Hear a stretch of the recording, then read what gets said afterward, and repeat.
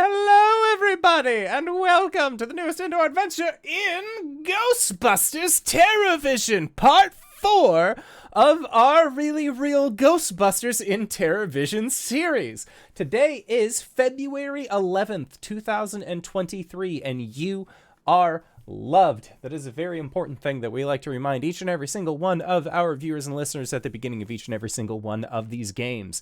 If this is your first time joining us, you can go to youtube.com/indooradventures to check up on all of the VODs of each of the games that we have played up until this point, or you can go towards anywhere audio casts are being made available for free. You can find us there under the same moniker. And speaking of things that are being made available for free, if you go to patreon.com/indooradventures, you can check up on our after show called Nights in the Courtyard, where we answer questions not only from each other, but also from the community. So if you have any questions for myself or any of these other fine folk, again, feel free to join us at patreon.com/indooradventures. The easiest way to ask us those questions is to join us on our Discord. The link can be found in the Twitch chat to the side or in the description of this video or audio cast down below. But let's say you already support us on Patreon. You already support us on Twitch and YouTube and all of those other wonderful places, and you're trying to think to yourself, where can I go to help support this fantastic show even more? Guess what, Acorns? I got your back. Quite literally, in fact, because if you go to indooradventure.redbubble.com, we got t-shirts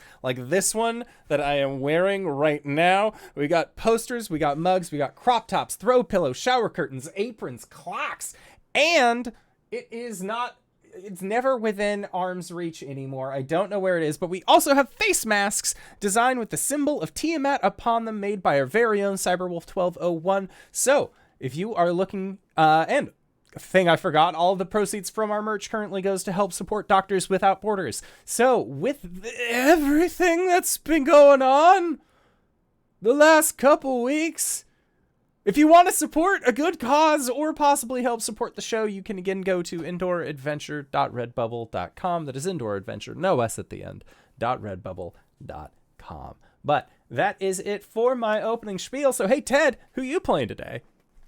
On a big stretch of the imagination, my name is Ted, and I will be playing Ted.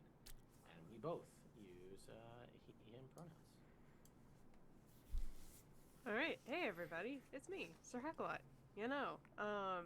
Tonight, as per usual, I am playing Natalie Collins, and the two of us use she, they pronouns. And I am the indoor adventurer, he, him, and tonight I shall be playing as Maurice Williams. We both go by the he, him pronouns. Go Bears. Go Bears. I'm Lex. I will be playing the Ghostmaster. Ooh. I use he, him pronouns. I will be playing all sorts of characters. Some of them use all sorts of pronouns. Who knows what we could encounter?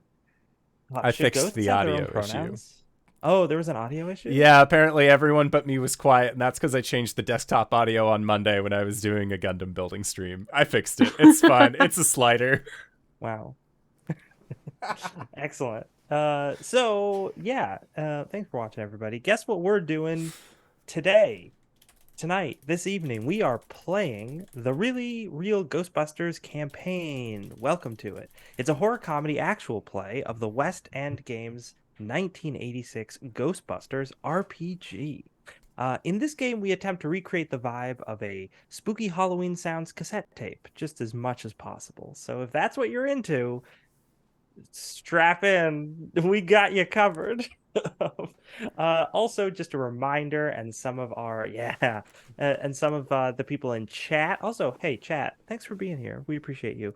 If you're in chat and you have channel points, you can, if you'd like, spend 1,000 channel points to buy a brownie point for one of the player characters in this game. If you are new to the system and joining us for the first time, brownie points are used as health, they're used as a way to boost your rolls, and they're used as experience. So they're kind of like an all-purpose thing.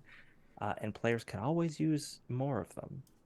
Also, if you're joining us for the first time, hey, go check out the past episodes. They're on YouTube. They're pretty good. I was into it. I think it went well. So, let's Is there anything I'm forgetting, Indoor? Yeah, Kos just gave everyone an additional 5 brownie points. Thank you so much, Kos. See, that's exactly the kind of channel Exactly what you interaction can that do. we've been trying to do here. So Yeah. thank you. We're gonna see in a little bit if any of the players want to level up. Yeah, I 'Cause might do that. If you sitting on can. a lot of points.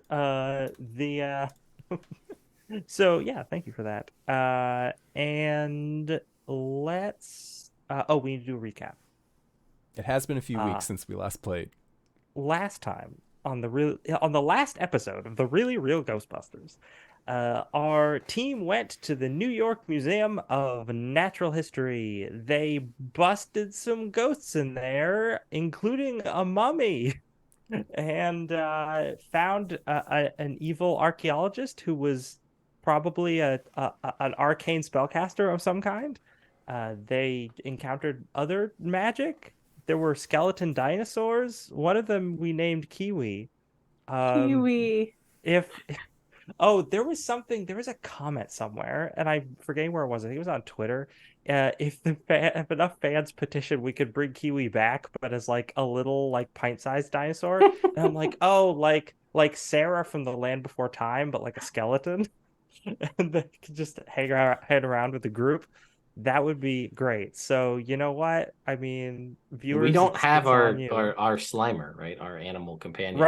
Right. So I think that would be great. So if fans wanna start it, please start a petition. I forget what the website is called to do that, but please just start one. Change.org. Start a change.org petition to bring back Kiwi. Look, please. We need at least 25 signatures. People who don't know what that is are going to go to change.org and be like, what the hell is going on? Hashtag bring back Kiwi. Hashtag, yeah.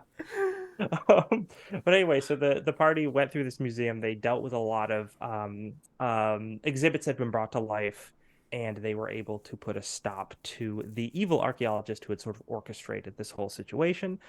They were helped by a couple of detectives from the NYPD, and now they're sort of in the aftermath of that. They've gotten paid, which is nice. The curator gave them a big check, so we're all happy about that. And the police have all showed up, and they're basically just like taking away the bad lady, and they are sort of putting caution tape everywhere and getting statements and whatnot. So you folks have been waylaid because you had to give your statements to the cops, and it's just one of those things. Before you can leave, you gotta deal with that. But you're all sitting around. Maybe they gave you blankets like they do when there's like the cocoa. Yeah, right.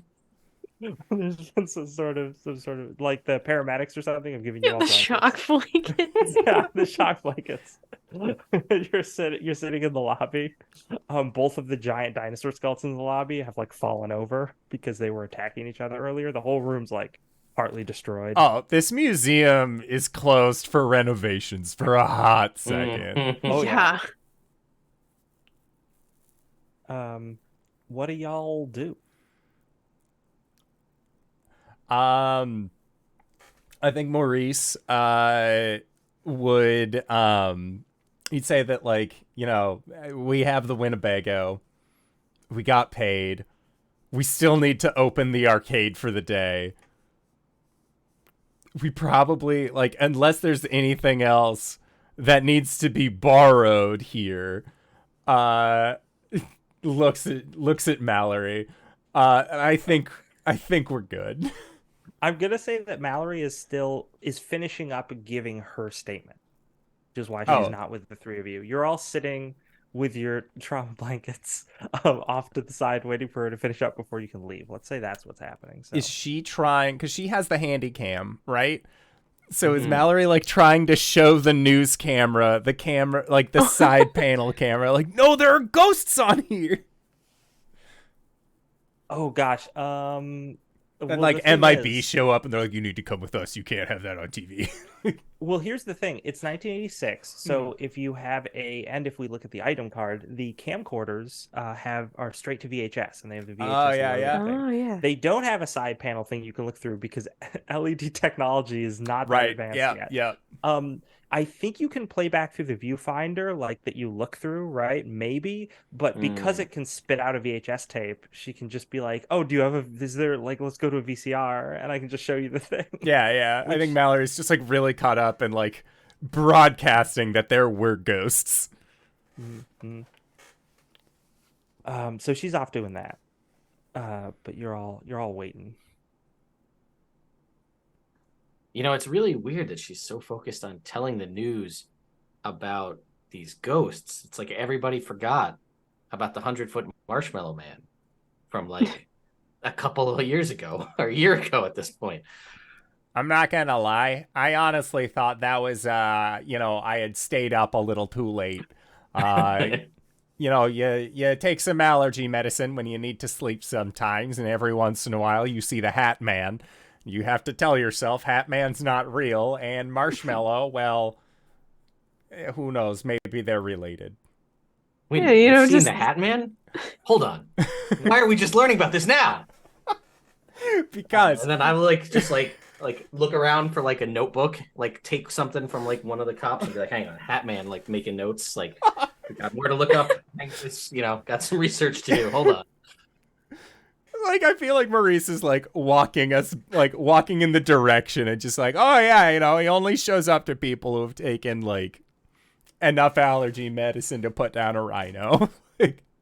I like Sure, I sure. like Ted's notes are like supernatural creatures that I need to see, and it's like Boogeyman, Grundle, Hat Man. Hat Man. Okay, interesting. And then the wheels are just turning. It's like, all right, we got to get back to the arcade.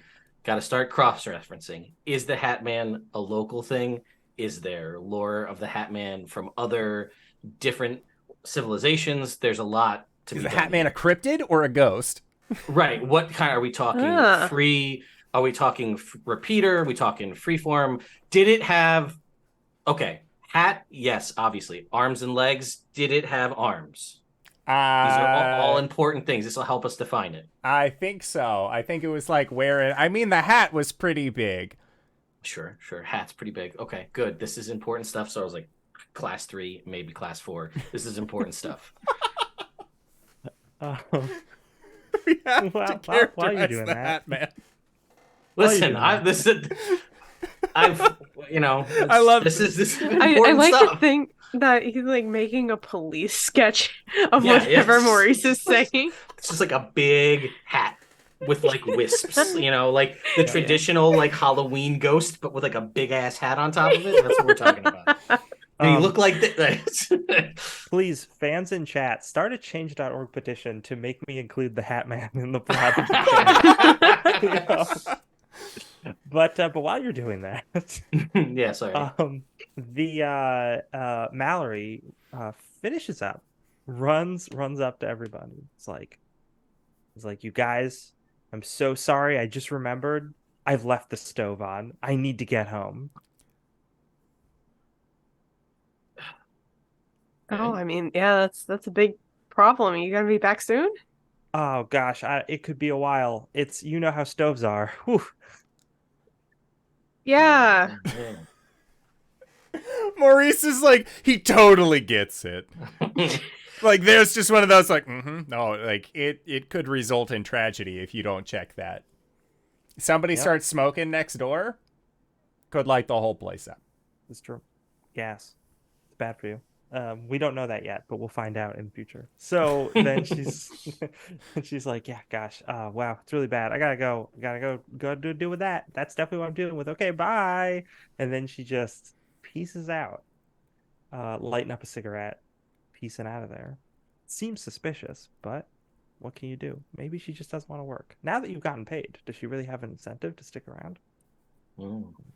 She's like, out of all three of us, or out of all four of us, two of us live at the arcade.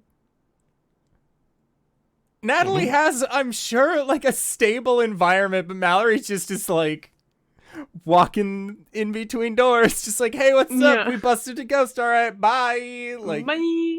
all right. Just, there is always something wrong with that gal's apartment. I tell you what. You know, What are you gonna do? Yeah, and it's just flooded. She just handled all the flooding, and now the stove's left on. Did she God. take the gun with her? She definitely did.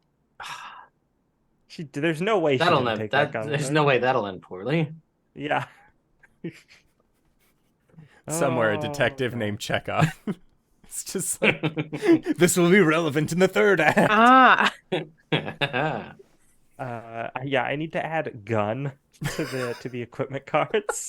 Oh boy. But yeah. So now you don't have to stick around. The cops. Del Crenshaw might come up to you just to say like, hey, so he's also still got an ice pack that he's just holding to his crotch. He's like, yeah. He's just like, hey, so the commissioner's here. Just wanted to, I guess, thank you folks. Doesn't usually show up to stuff like this, but I don't know, maybe it's a politics thing. Do you mind? I think we have a second. Sure. He's like, Commissioner, yeah, they're over here. He sort of backs away and sits down very gingerly. And the commissioner walks up to you. He's this middle-aged Italian man, gray hair, slick back, the really nice like pressed suit, really really nice golden cufflinks. And he's like, hey everybody, I'm Commissioner Orbach. It's good to meet you. It's good to meet you. He just like shakes hands with everybody individually. He's like, I'm so glad you were here today to help out my boys, to make sure everything went smoothly. I couldn't have done it without you. The city owes you a debt. Well, just doing our job. And Maurice will ask, can I get that in writing? He smiles and he's just like, you're a funny one. Just blank stare back at him. You know how it is being in the service industry, right? It's always good to help out the boys in blue, I guess. Mm-hmm. You notice that there was a photographer that has like scampered up and is now snapping pictures as he's like shaking hands. Mm-hmm.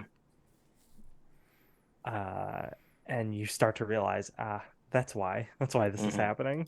Yeah.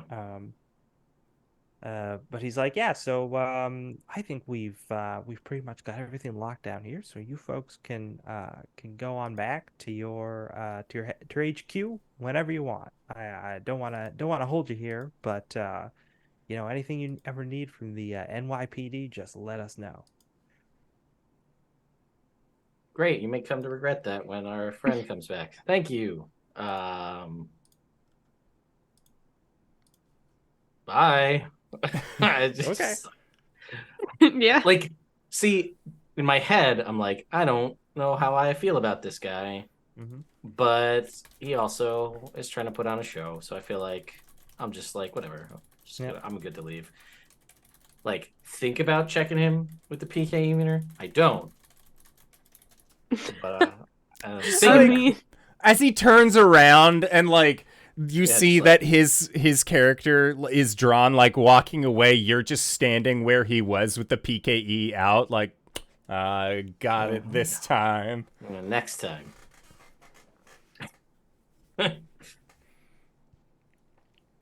Yeah. Serious note, are you going to use your PKE meter? All I can think of is the hotel scene when Egon's walking around and he just like pokes that random guy in the hotel. Like this is like coming out of his room and he's just like poking a random guy. We've never encountered the police in this aspect before, I assume, right? Or have we? Probably tangentially you have, right? Okay. Because there's usually property destruction, damage. property damage where you kind. go, and typically the police show up at the end of that to like, close off the street or something you've blown up. So yeah, but you've never run into the commissioner before. I mean, he obviously had an ulterior motive, so Yeah. he seems nice enough, but that was probably just an act. And he got what he wanted, so he doesn't seem to need to talk to you anymore. But it is odd that like he would. I mean, I guess this is a big thing, but yeah, I don't know. It seems a little weird to you. You could roll to see how much you might know about police procedure, but I don't know if anyone aside from maybe Maurice with a guess would have that kind of Yeah, a I stat that wouldn't. I would allow a roll for that. No, I don't have other than just a general brains roll, maybe, but like that seems very specific knowledge. Right? Yeah. So I think that Um, so probably not, but this is, would you warrant to say that like this is like the biggest profile case we've done? Like this is the New York, this is the Natural History Museum. This is like this isn't like I mean we were at Macy's, but that's like a department store, less of it like yeah. and like maybe small time things. This is at like a big museum. Like this is a bigger deal. You've destroyed stuff before, but you've never destroyed a New York landmark quite like Exactly. this. So in So my I think I'm justifying this as like he's here because this is like a bigger profile thing. It also makes sense if he's the commissioner, like to come out to talk about it at like this big event. Whereas like if it's like Joe's laundromat down the street, he's probably not going to show up to that. But like an opportunity to get in front of the press at the museum, maybe there's something to it. So I think I'm good. I'll let it slide. okay, cool. Okay. Anything else anyone wants to do at the museum before you head out? All right. You pile into the Winnebago and roll out into mid-morning Manhattan traffic on New Year's Day, 1986. It's still just You're welcome, That's officer. wild. And they like again, it's like you're welcome. The like the dramatic music is swelling, and you see us pull out of the parking garage. Music cuts, and we're just stuck in traffic, horns blaring. Yeah. Yeah, right. So some people run across the street, and then some people start honking at them, and they go, "Hey, I'm walking here." At least 3 guys. At least. We should have asked for an escort back to the arcade. Ooh, see, I was trying to That give you an damn it. opportunity. Mm. So as you're making your way slowly back, let's see, you're flipping around. The car radio is on. We've got, let's see here.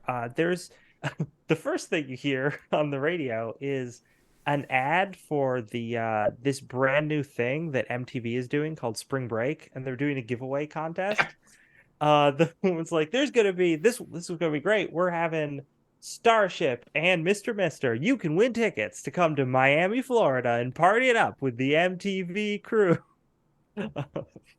Is it Just is it like a postcard sweepstakes, or is this like a call-in I think it's a sweepstake? call-in, probably. Yeah, it's probably a call-in thing. Wow, music on television. What a concept. If no one Wild. stops him, Maurice is going to be using our in-car phone to dial the station on repeat the entire car ride. Like All he's right. trying for that giveaway. Yeah, you're trying for that giveaway. The second thing that plays is an advertisement you haven't heard before, and it goes like this: Stenson for fine dining, Stenson for boutique shopping, Stenson for luxury living. Come visit the newly opened Stenson Tower in the heart of Manhattan to experience the best New York has to offer. And then it gives like an address. And what else happened? There's some other ads, classic 80s stuff. You're driving. Maurice is still trying to call in. You just keep getting the busy signal, but that's not going to stop you. No. Not at all. Does anyone want we should deal with this now before it goes any further. Does anyone want to level up their character? Yeah. How many points was it again? We were successful with Oh, so it takes hold 30 on. points. But we were successful in our bust, so we regain all the points that we spent, right? Mhm. Yeah. Okay.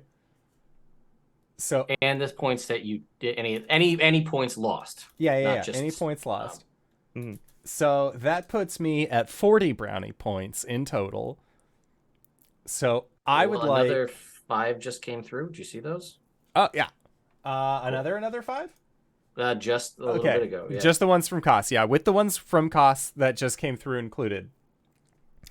I guess I'd be at 45. So I'm gonna same. level. That puts me at 45. I'm gonna level, and I'm going to increase my muscles. This is what I'm doing. So I got 15 points left. So yeah, remind me, it's 30 and you can't go above 5, correct? Yeah. Mm-hmm. Well, you can't go above 5 in character creation, but I don't remember reading anything that in leveling you can't go above 5. That's tricky.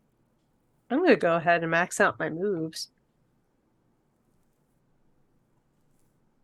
That sounds fun. Yeah, I'm thinking about raising my moves as well. Yeah, so for those who are watching at home, the way leveling in this game works is you can spend 30 brownie points and increase one of your traits, which are basically the ability scores that the characters have, by 1 point. So those ability scores are determining like the base number of dice that you're rolling when you're doing like a check of any kind that relates to that stat. So yeah, it's you can also, because the system is a little flexible, right? If you're really low on brownie points, you can sacrifice a point off of a stat and get 20 brownie points. So you don't get them all back, but you can get some of them back. And yeah, see any reason to have a brains of 6, so I think 5 is enough. I say that now. You say that now. The Hatman research may be the end of it. That's what you need. You need at least an 8 in brains to comprehend the true nature of the Hatman. Yep. True. So, well, I got 4 points just myself to research the Hatman. So, came through. So, yeah, I'm going to bump my moves from 3 to 4.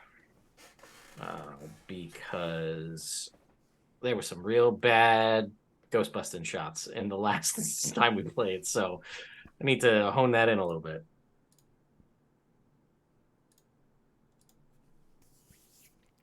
Excellent. Okay. Because chat reminded me, and it's a great thing. I mean, it's not Halloween time, but you do. There's a jingle that comes on the radio, and I can't think of one off the top of my head that's not Halloween related, but it's for Silver Shamrock costumes. Get your Silver Shamrock kids costumes for birthday parties, all times of year. We've got He-Man masks. We've got Look, it's like for your New Year's costume party. Oh, that's true. Your New Year's costume party accessories. You'll want to go to Silver Shamrock. Mm-hmm. Yep. Silver Shamrock. A real great stand-up company that's never done anything wrong. This was actually, while you folks if you are still leveling up, I will share a quick story. When I was playing in my other game, my D&D game that I play in with Ted, we were doing Rod of 7 Parts, and I was like, my illusionist is gonna do a Halloween 3 reference, and everyone was like, what's Halloween 3? I was like, oh man, I haven't seen it. Not many people remember that one because it's the only one that didn't have what's his face? Yeah, Michael Myers. Yeah. Mm-hmm. I liked it. I thought it was good. Yeah, I think it's fun. It's a standalone movie, and that's what Silver Shamrock is from. So check it out. Just don't expect to see Michael Myers because it's nothing like any of the other Halloween movies. GGK, thank you for the raid. Ooh, nice. Thanks. So, everybody pretty much decided where they're going to assign their point. Everybody's updated their brownie. Yep. Okay, cool. Maurice, I'm going to roll randomly just to see if you get through on that telephone line. No. No, you haven't gotten through yet.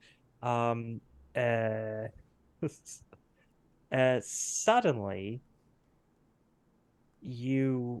traffic is ground to a halt, but that's not out of the ordinary. But you hear people yelling, and someone, specifically, you hear somebody screaming, and a person runs past the Winnebago, just flailing their arms, yelling. put arm out of the. He'll like lean out of the front of the window, like as he's driving. Just hey, watch it, lady. And then, like after yelling, then he'll look back in the direction that she ran. The road. We're standstill traffic. It's true. It's standstill traffic. She's like, they're after me.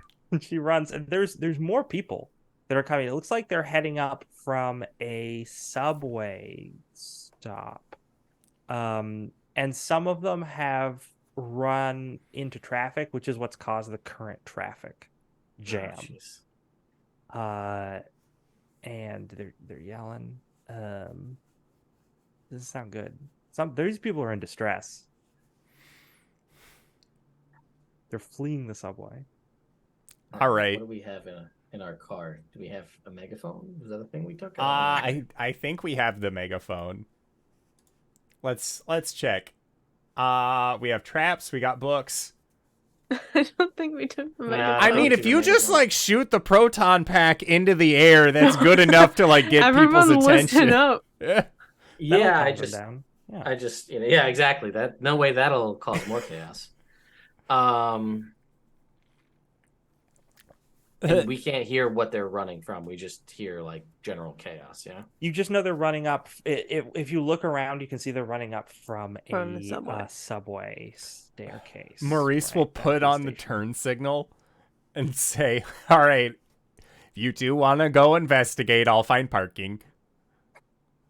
Oh no! Sounds good. All right, Okay, time to go to work. Indoor, you could just leave. You'll be out for the rest of the adventure. No, like basically, he'll give them like a 10-minute head start, and if nothing moves, and he looks over and sees like people aren't in their cars, he's just gonna turn the Winnebago into like the back and front end, and he's just gonna like drive onto the sidewalk, hit the emergency lights, Ghostbuster lights, and then he'll go. I was gonna say you just double park. We'll be fine. What are they gonna do? How are they gonna get right now? Okay. Yeah, the cops. That's true. How are they going to drive to the Winnebago to do anything about it? They can't. Like it'll be fine. Yeah. Oh gosh. So yeah. If you do people? Did Ted and Natalie head out of the Winnebago? Mhm. Yeah. Time to go to work. Just pop open the back door and out we go. Wouldn't it be funny if this wasn't ghost related at all? It was just It's just rats. Just a lot of rats. yeah, it's just It is The Rat King. a thought that I had from the start of this happening. That's why I was just like, did anybody yell ghost as they ran by? But it's fine. it's fine. We'll figure it out. If not, we'll just get back in the car. We'll be in the same spot by the time we get in traffic wise. It's just like It's a mugging. there's a We fire can't help or with something. that. Yeah, there was no you as you're getting out, one of the people like runs into you, and they just look like they're really freaked out, and they grab like Ted, and they're like, "It came to life! It came to life!" and then they like just start trying to get away. Well, that seems promising. All right, let's go. And I take off running. Yes, classic. run. Classic Ted. Blinker on. Still calling still calling for the MTV hotline. Oh yeah, hold on. Not yet. The Ted, you see it first because you're in a breakneck run. Yeah. I'm sorry, you hear it first. Oh. Sounds like a like heavy metal music. Like freaking somebody's listening to Slayer or something, but it's loud.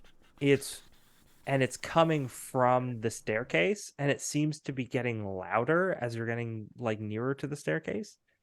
And you hear the last of I assume the last of the people like run out of there, and suddenly with this blistering guitar solo, a gigantic boombox that has arms and legs, kind of like a cartoon character, like a Mickey Mouse style arms and legs, right, with the gloves and everything. And the boombox itself like has eyes that are like bloodshot, right? And it has like a tape deck, and the tape deck opens up, and there are like little teeth, and a tongue comes out. And it's just like it's kind of awkwardly coming up the staircase, and there's just this like power metal just blasting out of it. It All right, just gets weirder Soundwave. and weirder. It's game over. I'm just gonna, if I'm close enough, I'm throwing it. We're just going right at it. Sure. That's my plan. Push it back down the stairs. All right. So you have a good look at it. Natalie, you just hear it, and you Okay. see some sort of shape coming up the stairs, but there's like people in the way. You can't get a good look. Mhm. Okay, let's see here. This thing sees Ted. Not doesn't like you. Fair.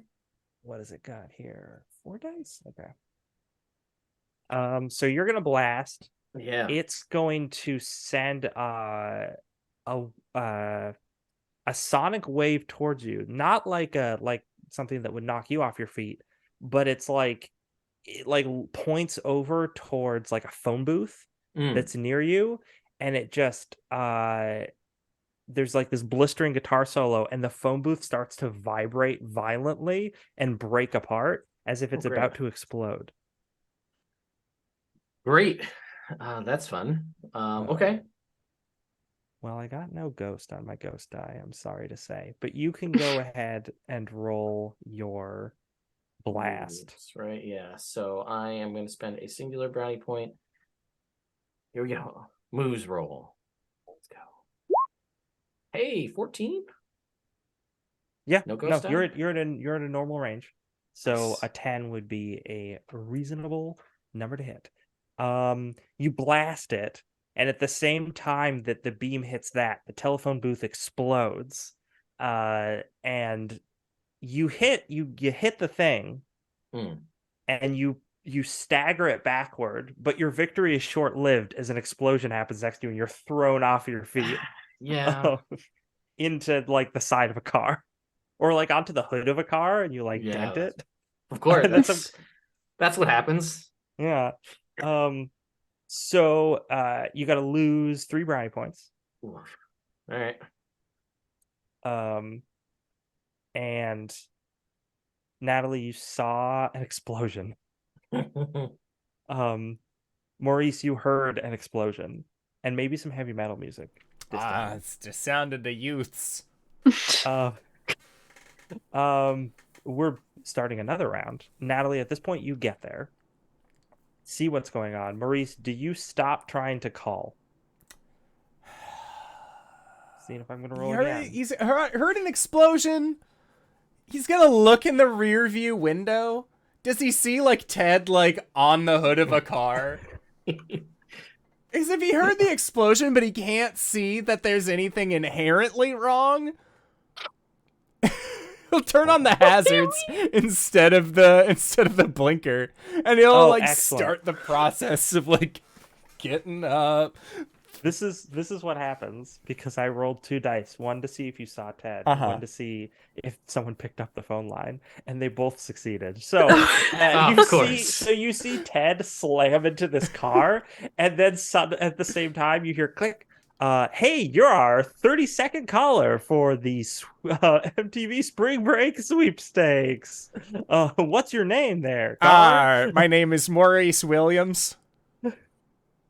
Oh, Maurice, how would you like to go to sunny Miami, Florida? As there's like people screaming in the background. He like looks at it, kind of like, you know what? I think that sounds actually kind of nice for this year's spring break. Someplace warm, little balmy, never hurt nobody. Cool. Okay, you're gonna have to spend this round making sure you win your free ticket. I have to give them my information, right? Yeah, I have to give them a lot of personal information over the phone. So you're doing that. It's like he sees that again, like in the cartoon. You see Ted like boo onto the thing. no, I got time. And like Maurice like swivels the car around. You see like a tendril or something grab leg, pull out of frame again. All right, what is Natalie doing this round? Ted, what are you doing this Man, round? I just want to say I love TTRPGs. This is the best. I mean, Natalie's going to come up onto the scene and be like, well, this definitely isn't a mugging. And is going to just start blasting. All right, just start blasting. Pulling a Danny DeVito, as we say. Yeah, And exactly. cool. So again, that'll be a 10 difficulty for that. Okay. Ted, do you want to keep on blasting? Or do you want to do something else? Do This, you want to watch to see what this creature is gonna do? yeah, I want to observe because I'm curious because it's an animate one, and after what we learned in Macy's, there may be some sort of weakness that we need to exploit before it becomes catchable, as it were. Cool. So, You can see this creature. One of its hands holds up a cassette tape, and its mouth opens, and it loads the cassette tape into its mouth. And the music changes.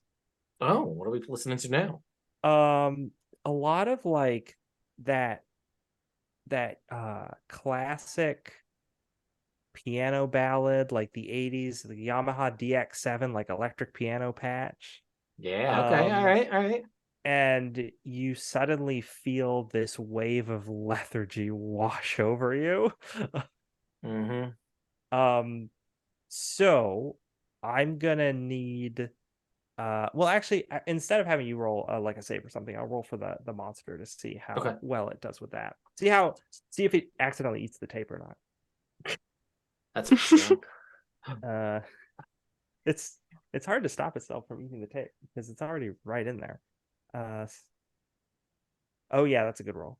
I'm gonna say Natalie's blast is gonna get off before this thing loads the tape. Right, because she gets there, she's Danny DeVitoing it, that's happening.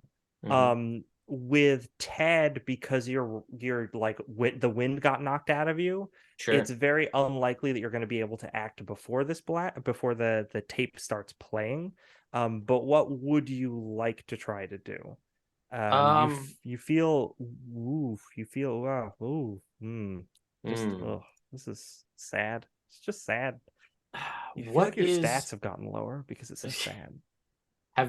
What are the, like, just give me one more once around, like what, like the general, so this is coming up out of the subway. Yes. We're pushing it back down.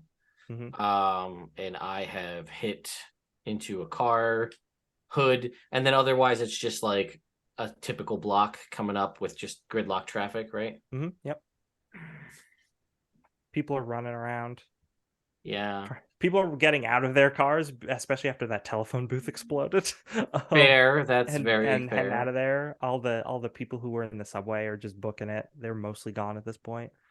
What kind of like small little street shops are nearby? I'm curious. Gosh. There's a Radio Shack. Perfect. Why not? Why not? That's it. Okay, that's fine. I want to run, and I'll be like, again, as best as I can because I'm feeling lethargic. But my goal is to tell Natalie, like, you got this. I'll be right back. I have an idea. And my goal is to run to the Radio Shack. You got it. As long as slow as my lethargic running can be. Yes. Okay. So, well, that's good because running into the Radio Shack would not require a roll, but you do feel like you feel just like sad and a little woozy. Until this song stops playing, you're gonna have to deal with your muscles and moves are both reduced to 1 as a base die. Oh boy. Okay. Yeah. Oh my gosh. And that's true of Natalie as well, but Natalie got the blast off before that happened. Perfect. Sure. So did you beat a 10, Natalie? Yes, I got a 19. Excellent. And no ghost on your ghost die. So you blast this thing, hits it. It looks like Ted's blast did hurt it. It blew a chunk off of the boombox. Your blast also does that. So clearly this thing is being damaged. but you don't know how much more punishment it's going to be able to take, or how many different songs it has. Yeah. So yeah, it's gonna like we're gonna get into a new round. Maurice, you finished giving all your information to the MTV spokesperson. Yep. And they're like, you are all set for 4 tickets to MTV Spring Break. When does Spring Break happen? Is that in March? April. I mean, it's MTV's spring break. They don't have to follow the actual school year. That's true. So I think it was in March, March of 1986. So Chat, figure out when MTV's Spring Break 1986 happened. I just won tickets. I need to know. Please go to Wikipedia. I know who played. I've actually watched the performance. It's on YouTube. It was a great performance. Incredible. But do I remember exactly what the dates were on it? No. So but yeah, you finished with that, so you can now get out of the Winnebago and Excellent. participate if you'd like. No, I like seeing everybody running by. It's like, all right, the traffic just turned into a parking lot, so I think he's gonna like suit up with his pack and like kind of just like deep breath, like, all right, what are we dealing with here? And he'll like open up the door and look out, and people are screaming, running by. There's smoke, like smoldering telephone pole. Natalie is like, oh my god, like blasting this ghost, and just it's the community gif with Troy walking in with the pizza. Like that is Maurice having like, I just won tickets, yeah. You also, as you open the door, everything gets really depressing as you hear this electric piano song, and you're just like, oh gosh, and your moves and muscle score become 1 for any actions you might want to take this round. Okay. Yeah, I think that Maurice is going to look at it, see Natalie doing this as well, and he is going to grab a ghost trap, and he's gonna have his proton pack, and he'll just sort of like walk up and be like, so how strong do you think this one is? And like he'll just like join in blasting it, but just very like, oh, like, I mean, we just fought dinosaurs earlier. There was a monkey king and a ghost speaking Latin, like talking boombox might as well be happening. I mean, pretty much. Yeah, Natalie's just gonna turn to Maurice and say, I think the music does something. I'm not feeling great. So do we gotta like sing at him? No, I have an idea. And then whenever we get to my turn, we'll explore that. Yeah, it's whatever you want to do this round. Just make note that whatever you're going to do, your muscles and your move scores are both 1. Okay. Okay. I would like to assist Natalie with whatever harebrained scheme is being come up with.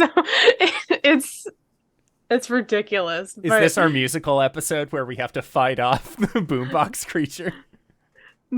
Not exactly. Natalie is just going to look at this thing, like dead in the bloodshot eyes, see how tired it looks. I just want to say, or I'm going to try to convince this boombox to be kind, please rewind, and make it like pause to rewind the tape so we have some time. Try to appeal to its sensitive side, which is, I mean, a good thing to do when it's playing this kind of music. It does look like it's getting another tape ready, but it won't be able to load it until like the end of the round. So, Ted, what are you doing this round? So as I'm in this Radio Shack, I want to look and I want to buy the biggest magnet they have. Yeah. Yes. Smart. And then my goal is to buy it and then get back to this thing. For the kids out there, magnets erase cassette tapes. That's the whole thing that we're going for. So that's true. That's what they do. So the yeah. So the guy who is like hiding behind the counter because of all the stuff that's going on outside, and you like grab the magnet and put it down on the table, and he's just like looks up at you and he's like, I'll be $4.50. I'll just like take out $5 and just throw it at the guy and be like, "Thanks," and leave. That's the plan. Or I'll be like, "Thanks," and just slowly walk out Yeah. of the Look place. out. Sit with the magnet. Mhm. Okay.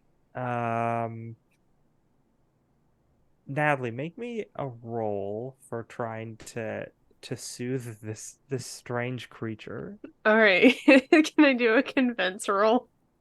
Yes, you could do a Okay, great. convince roll. This is gonna be a difficult convince roll because does this Yeah. thing talk? Is certainly not human. Mm-hmm. I'm getting this is probably a 20. Oh. Well, Maurice was wanting to help. Does that do anything? Yeah, if you use your action, you can add a die. If you have a trait you could add, that is specific to this, you could add 3 dice. I don't know if that's exactly how the rules work, but it makes sense to me. Yeah. What do you got, Maurice? I can bargain. I can guess. I can fire a weapon, or I could eat him. You could Eat the tape just- faster than the cassette, or faster than the boombox. you can I would say yeah, if he assists, he can definitely give you an extra die. Okay. Okay.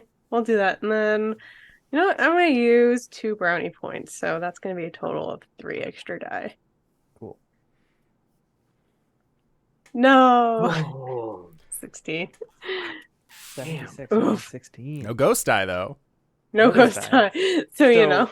So you walk up to this thing, and you're just like, "Hey, listen, can't we all just get along?"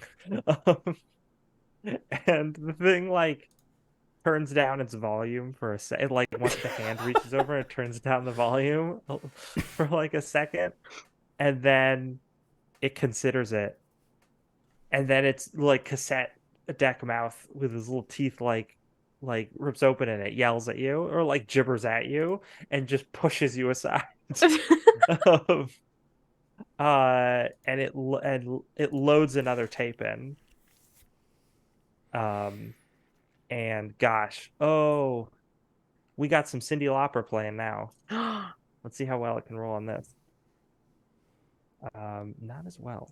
What do I have written down for this one? This is okay. This is fun. The synth pop song starts playing, and you're like, wow, this is so catchy. You suddenly find your feet tapping, and you realize you're dancing involuntarily. Your muscles and move score are no longer 1. But any movement you spend has to be dancing. All right. You can, Ted, if you want to try and get that that magnet over to it this round, you can. You just have to dance over there. little Ghostbusters going. We'll just Yeah, there you go. down the street right over to it. I know how this goes. I'm a Ghostbuster. This is gonna be a moves roll because you gotta see. Show me your moves. Oh man, so many references. If you can roll well enough, you can successfully dance over to it with the magnet. All right, we're gonna pop a brownie point, and we're gonna do our best. Ray Parker Jr. down the street, or end of the Real Ghostbusters cartoon and credit scene. And let me know what other people are doing as well this round. You just have to dance it, whatever it is. Right. Maurice I'm is gonna doing a dance that real over. like shoulder shimmy. Nice. That is a 10 on my dance walk. I mean, sure. Okay. Yeah. I can take a 10 for that, I think, because you just have to hold the magnet up to it, and you have to dance your way over to it. You don't have to do anything like technically complex while also dancing. So sure. You're gonna succeed at that. So you wave the magnet over this thing, and the sound just like you just become static, and then the effect ends, and you're like, oh, you can't hear the great song anymore. That riff was so good, but now back. So now, anything that Maurice and Natalie would like to do this round, they don't have to worry. They can do it normally. You don't have to Aw. dance it. Like Natalie was like mid doing the whole like lasso move, but then like going ahead and just like doing a proton blast. So I guess she's just gonna do the blast now. Sure. I mean, you could still do it. We won't mind. Okay. Well, great. I'm gonna do that. Look, just say that it was still Cindy Lauper happening at the time. Like, Girls just want to have fun. Oh no, that's an 8. Oh no. How did I do that with 40? Oof. Yeah, you still got a little rhythm in you, and Yeah. it just you give a twitch at the wrong moment, and your beam just goes wide. It hits that Radio Shack, destroys their window. No. the R like hinge Yeah, falls right. down. Yeah. What is Maurice doing? Maurice is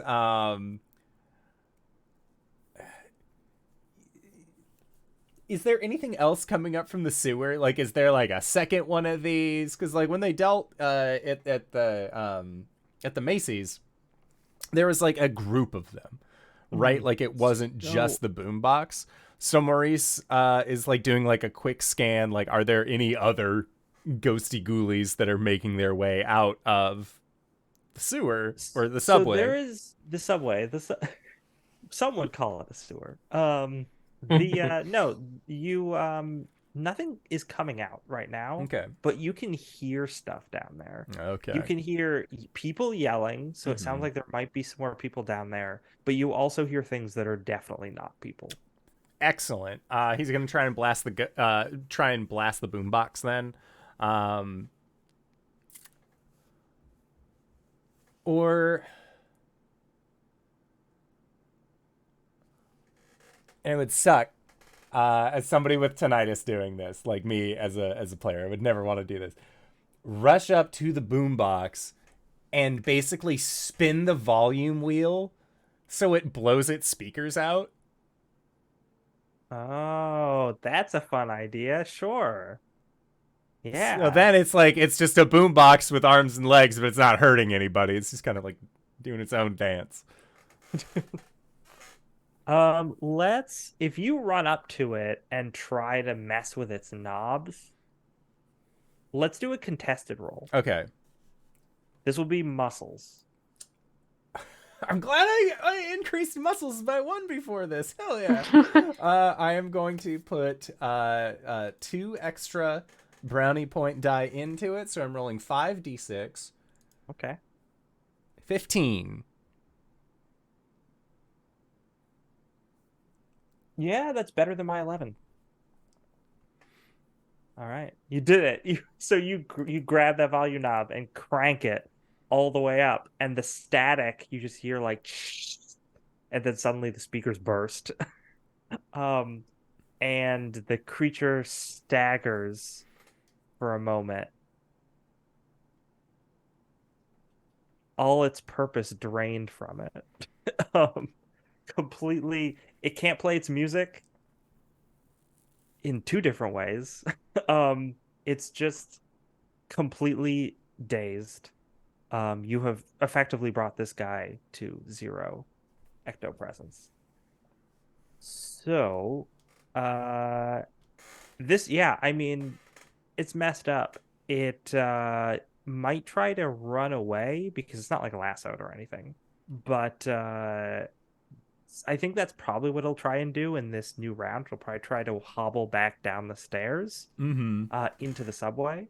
But you can attempt to ghost trap it if you want. Yeah, I'm gonna try and trap it.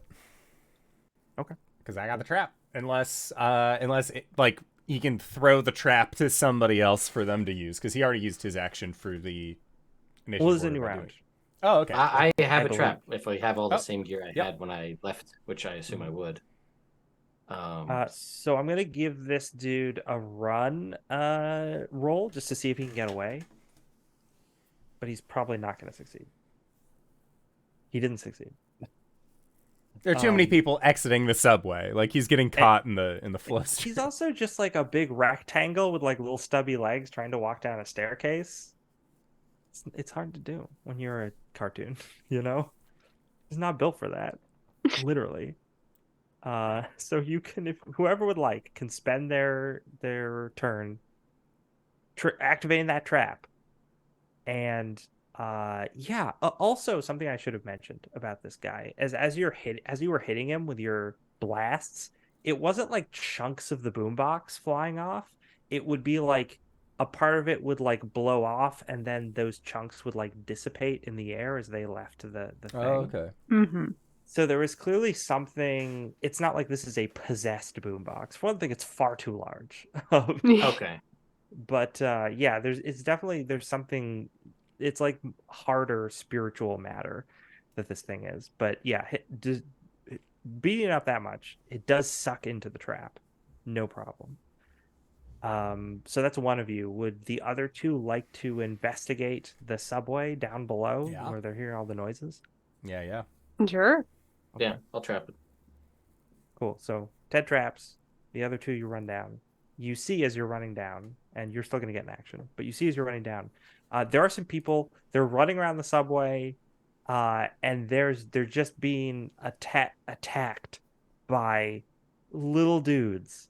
We've got these little ghosts. They're accosting everyone. They're like, one of them is like moving bubble letters that say like New York or like NYC, and they're just like, but it's like got like, it's like slightly anthropomorphized and has like a little face and is like on somebody's back like trying to bite at them. The C is like a set of jaws that are trying to there are cartoon characters like that you recognize, like Goofy or like Donald Duck or something, but they're very poorly drawn, and they're just like chasing some people around, trying to get them. And then there's like a little heart with wings that's flying around. There's an eyeball that's bouncing on the floor after somebody. There's a little UFO, topical, that's flying after somebody. We gotta shoot it. And there's yeah, so all this like various iconography that's just like been like brought to life and are just chasing people around the subway. There's probably like 5 or 6 of these creatures total. Okay. Yeah, I think Maurice will look over at Natalie and just say, right side or left side? I'll take left. Nods and just start going for it. You start blasting. All right. These are all of these are accosting people, which means there are people nearby where your proton streams would hit. So normally this would be a roll of 10. I'm gonna bump it up to a 15. Okay. Oh no. Okay. How I'm rolling is any indicator. And that's gonna be moves. Yeah. Okay. Yes. I'm gonna spend 2 more brownie points to I'm gonna bump use up my one. moves. 24. Wow, 24. Shot. I'm so worried. I'm hitting Gooby. No! Wow! Oh no. Ghost die. You the blast.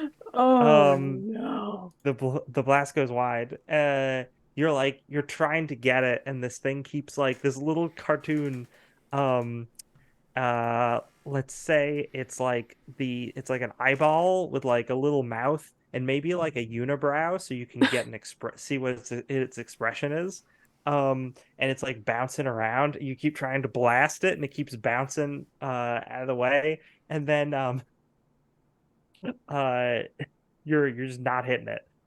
Meanwhile, Maurice, because I'm sorry. For a second, I thought you doubled the number, but you didn't. You got a 24. You hit one of the creatures, and it just bursts apart and dissipates when you hit it. These are clearly very lesser kinds of ghosts or animated specters of Yeah. some kind. And it didn't need to be trapped. You just burst it with one blast. So now there's only like 4 of them left. And you're like, oh, I did it. And then you turn back to Natalie, and Natalie is just like, I can't. She tried to blast this thing, and I can't see it. And then you see perched on her back on her proton pack is the eyeball that got away from her, and it's like nah, and it just starts biting at the proton pack and at like the back of Natalie's head. No. We're gonna see how that goes next round. But yeah, so uh next round, Ted, you've got Yeah. the ghost trapped in the device. Are you going to head down to the subway to rejoin your companions? Yes, I Okay. am. And I assume I see this animated Yes. graffiti and all this other nonsense Yes. happening here. So I see what's happening. With my knowledge of the occult and all of these kinds of situations, would I think that it's just as simple as possibly potentially not knowing that they can't be trapped, but like popping slash trapping these guys, these smaller things, or would I think that there may be some sort of like larger puppet master pulling the strings for these guys? I can make a roll if that. I think you should make a roll for that. Yes. I will. Would making an occult roll be a reasonable thing for that? These don't look strictly speaking like ghosts, but they're Okay. supernatural, certainly. I feel like I would need just a brains instead of a specifically occult thing. All right, we'll just go with the brains. Oh, 20, but a ghost A die. 20, but a ghost die. Yeah. You're just like, you remember the Schenectady occurrence of 1915, Sure. when there was some sort of a large paranormal energy flood that happened, and it Mm, started animating all like, I don't know, like a bunch of posters and things all came to life, okay. and started attacking everyone. um, and you're just like, oh yeah, so there must have been some sort of big like ecto presence disturbance that triggered this and brought all these things to life, but they're definitely like lesser little things. If you can figure out like what caused that, then you'll Okay. definitely stop more of them from showing up. um but yeah, they seem to have been animated because of some other thing that has happened. But you got a ghost eye. I did. So I'm going to, for because I'm not creative, you're gonna be like, oh wow, this is like, I know exactly what's going on here. And you're just not paying attention. And Yep. like one of them, what one should get the better of you? Um Maybe one of the cartoon characters, Mm-hmm. like Not Goofy. not Goofy, the I'll do it very. again. Yeah, it's like a cross between Goofy and Pluto, because the person like didn't exactly know what they were drawing. And it just gets the drop on you. So it's but yeah, so that's happening. What's happening with other people this round? Natalie, you don't know that this thing is on your back quite yet. Or at least it gets to act before you do, right? Okay. Maurice, what are you doing? I'm shouting. I'm using my dad voice to tell everybody to get out of the subway. Oh, the pedestrians. Yeah, I'm Yes. just yelling at the pedestrians who are either just like, "But I have to make it to my shift on time. What are you gonna do?" Just take it, everyone. Get But up the there. A train, it's gonna be here soon. Yeah, make a roll. Okay. Let's see. What do you have a trait that would apply to this to try to like um uh Not to use my dad voice. I don't. I do have cool. I have some pretty decent cool. Yeah, no, I think that would make sense as the trait to use in this situation. Yeah, because my cool talent is to bargain with Yeah, people. no, so that doesn't make sense. Yeah. But yeah, definitely make a cool roll to take charge of the situation. Well, 22 How many? with a ghost die. How All many three of us ghost rolled die? ghost die. wow, Ugh. you've all got little guys. I ain't afraid of So- no ghost. One fear. Good news. Good news is you got all the people out. You were like, "Oh, we cleared a path. You can get out." And everyone's like, "Yeah, oh, geez, yeah." And everybody's running. So now there's no people that you have to worry about hitting with your proton packs. Is this one of those like deep inhale, exhale? Be like, all right, we now all that's left to do is take care of the little ones, and then the quote unquote big one is like a looming shadow behind me, kind of thing. Well, I was just gonna, you'd be like, because there's just the little ones in here, but it's like, you're like, oh, now all we have to do is take care of them. Where are they? And then two of them just jump you. So let's see. We're gonna roll for them against you. We're gonna roll against Ted. We're gonna roll against Natalie.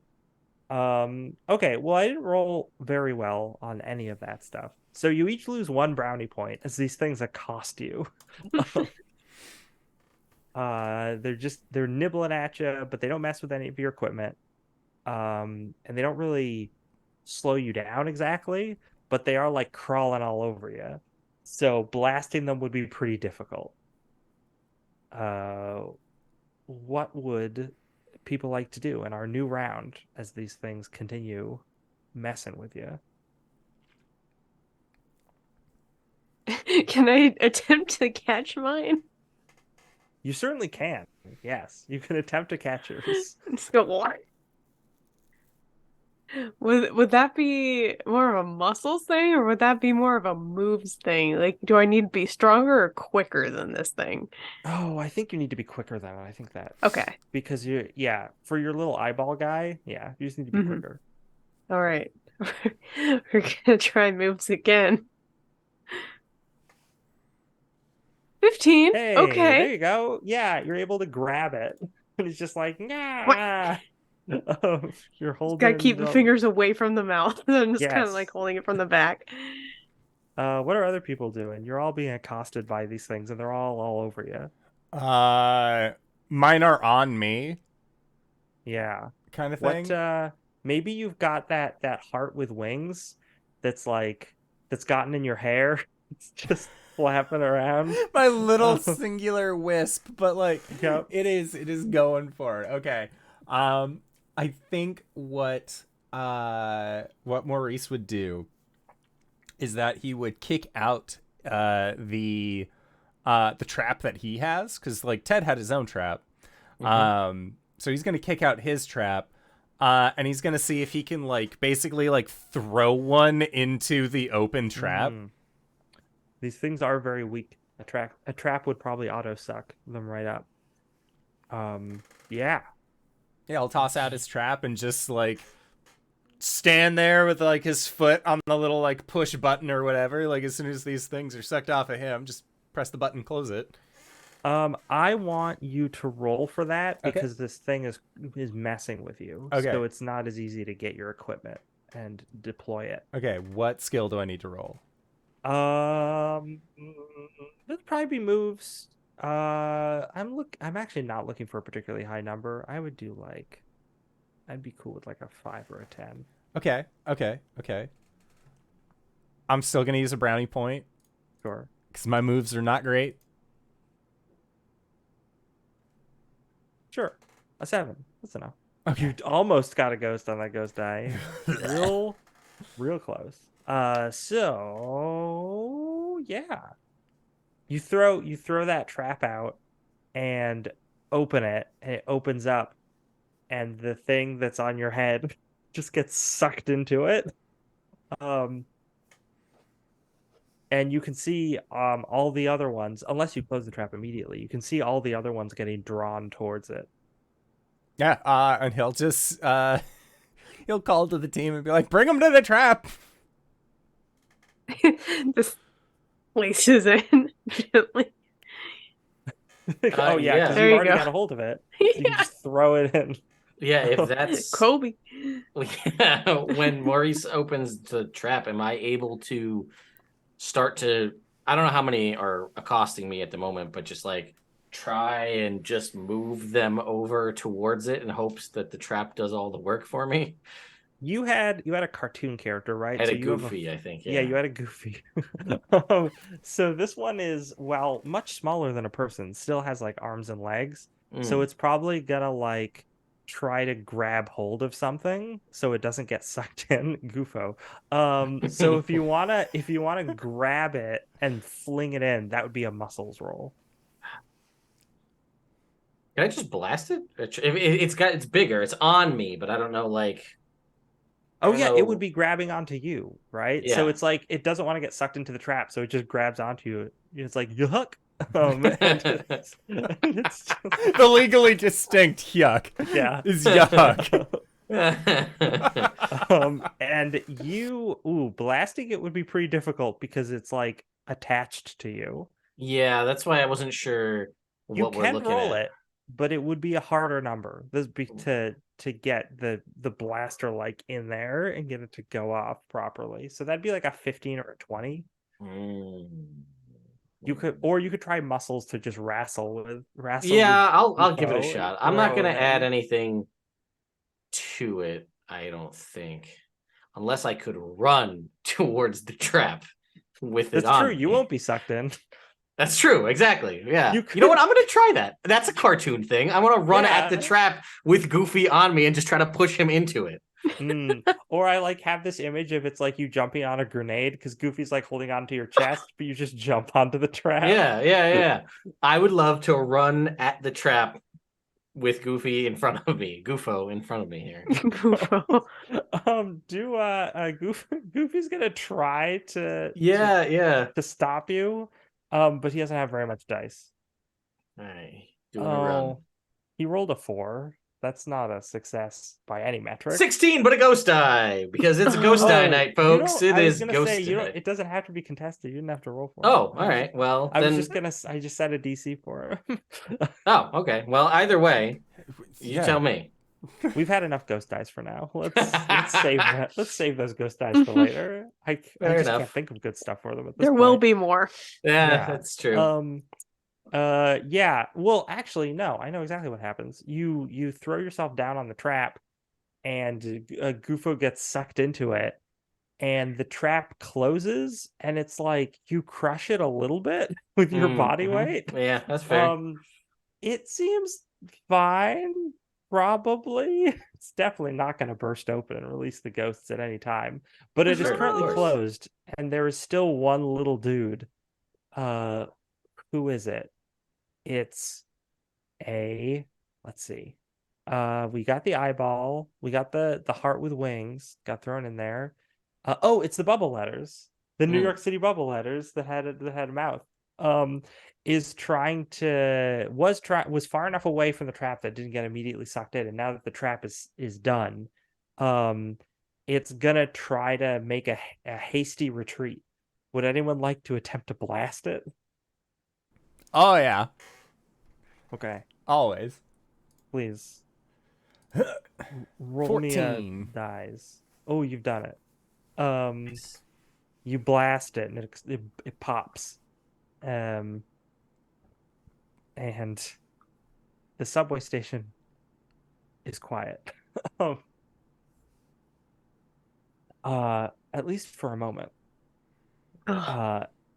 And then you hear the train like doo doo thing coming down the track and the rattling of the tracks. And all of the phones, because you're in a 1980s subway place, so there's actually a row of payphones. All the phones start ringing.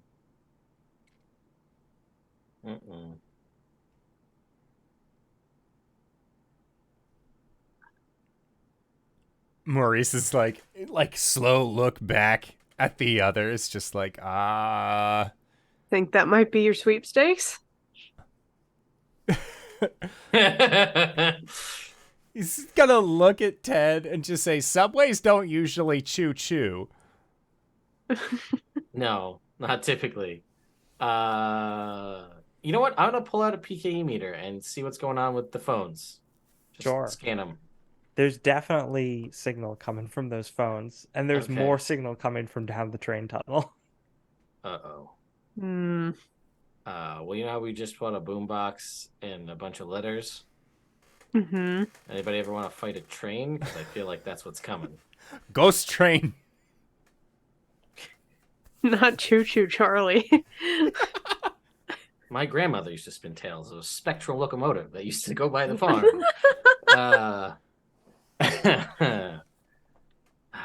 All right. Does anybody Just- have a trap? Because I think we got 2 that are full right now. Natalie have a trap? Let me Yeah, look. Maurice will say, "I think we have one back in the Winnebago," and you know there's not one back. But like he starts like,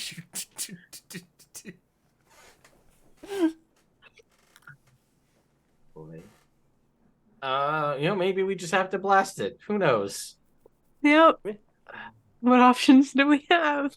The as it gets closer, the sound of the train wheels begins to sound strange.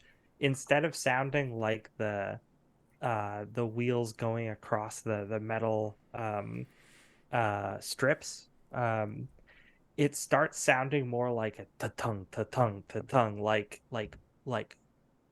footsteps or hoofbeats. it's A little bit. galloping. Yeah, and you see these 2 beams of light that are coming down out of the darkness, but they're not straight or steady. They're like moving around.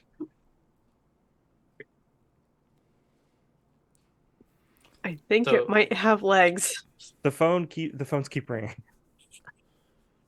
Real quick inventory check. Do we have a trap in the car? Because if not, this is going to be a real short trip. I know that we had 2 ghost traps at one point. That's what we have out. That was in the car. Did anybody have a ghost trap on them from the museum? I had one on me from the museum. Okay, then we But actually remember, do have one Oh, in the car. yeah, it's just back in the car. Well, Yeah, you've dude. got. Well, hold on. Remember, Yeah. one of those traps has a ghost in it from the museum. True. Yeah. I Also, couldn't like a remember. relatively powerful ghost. So you Yeah. might actually be out of traps. Uh-oh. Unless we can fix this trap right now. Pop out the ghosts that are in that the little guys. Pop them. we released the boombox guy. He's already broken. Worst thing he can do is run and like be loud somewhere. Honestly, that's not the worst idea. All right, that's my move.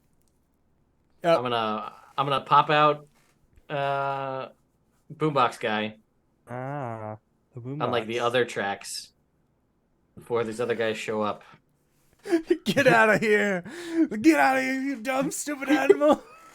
Can't you tell I don't want you anymore? Leave.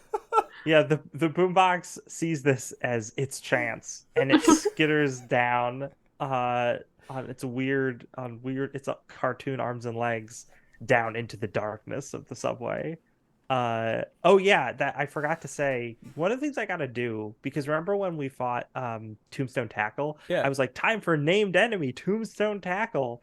And so we're gonna fight more named enemies that are toys, but I Mhm. also have named enemies that I made up. Incredible.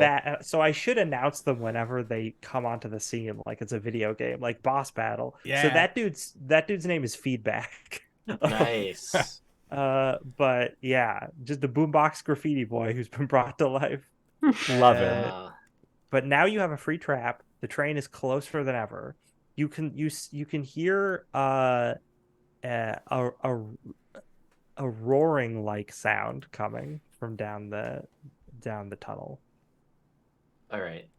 I mean, it's a moment of truth. Do we think we could set the trap on the tracks and just get it to go over top of it? And just try to... This seems like it's going to be, like, if it's a train ghost, we're not going to be able to just, like, trapped it. Done. We got one trap. Okay. We got 3 proton packs. Look.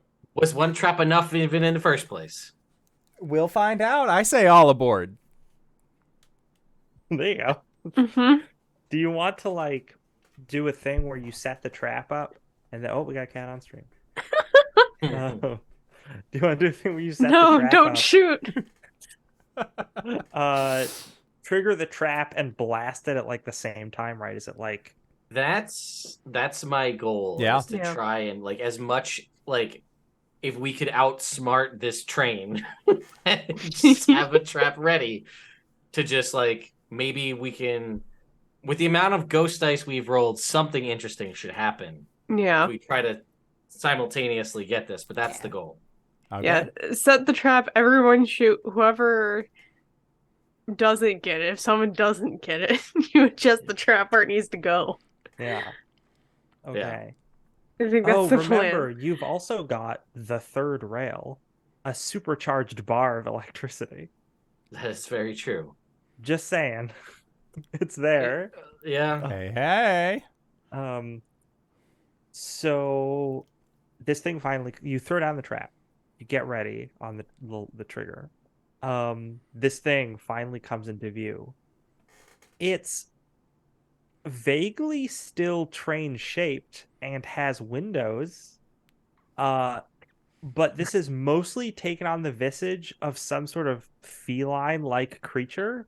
So the headlights are these 2 giant cat eyes, and then where the wheels are just all of these legs that are just like running forward, and it's like really furry, but then there are still the windows in the sides of it.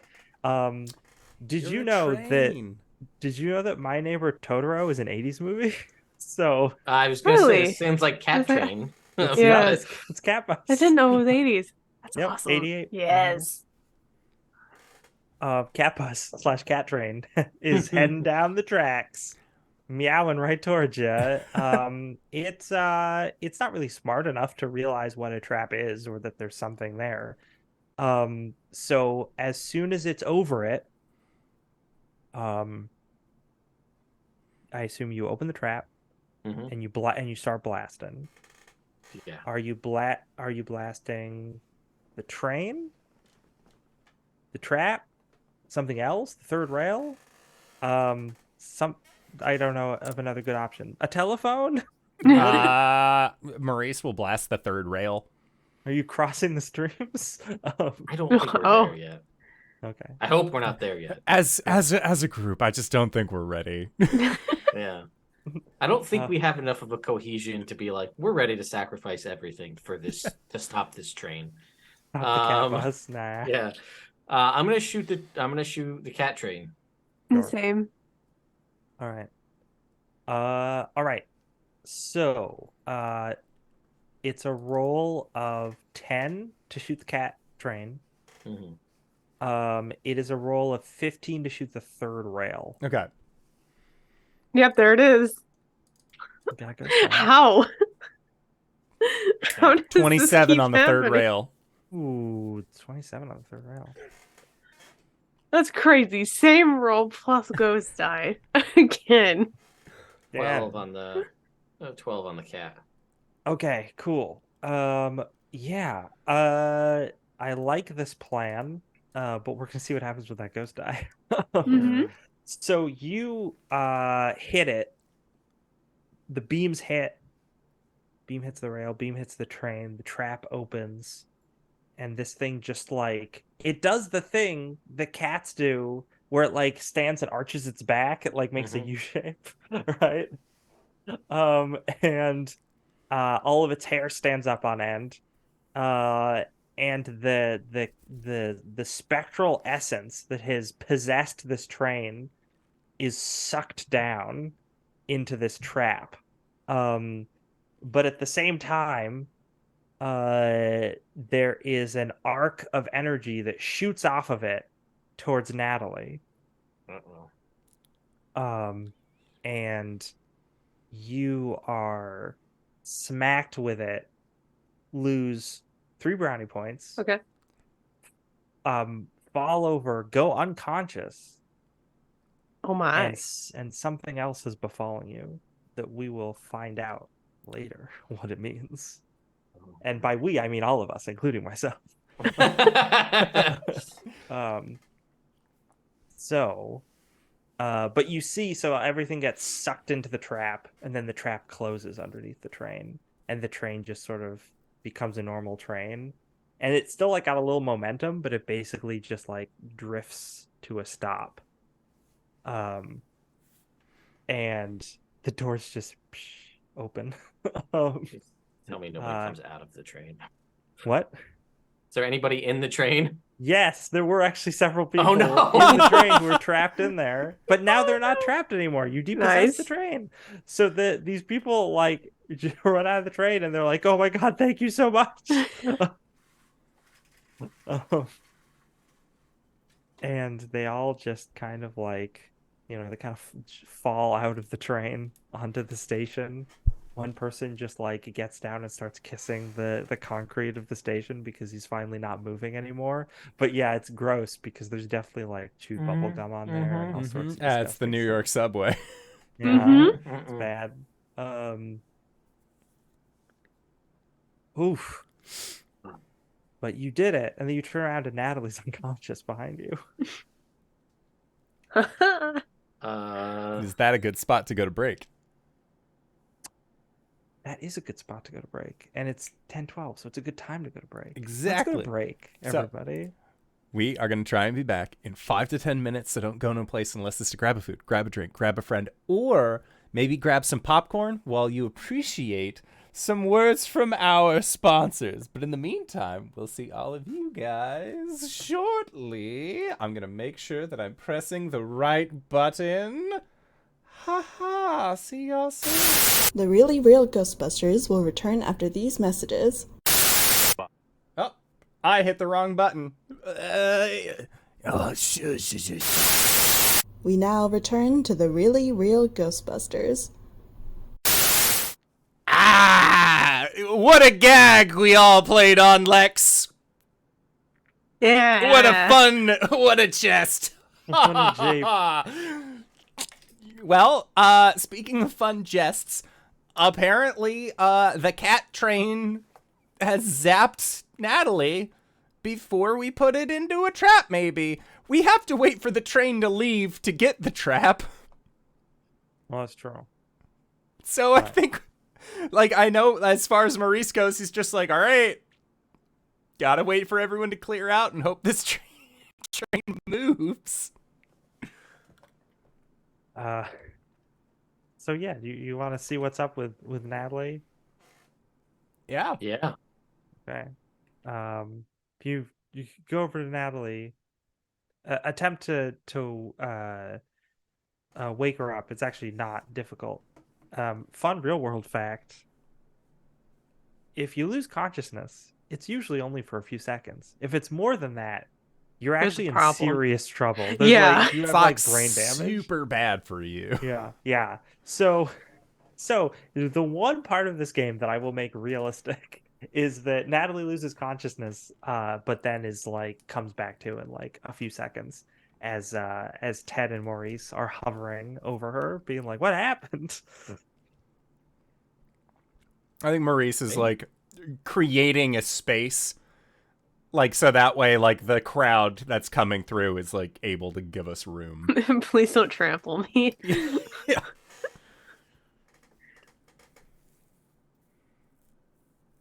Are you Feel a little strange, but not worse.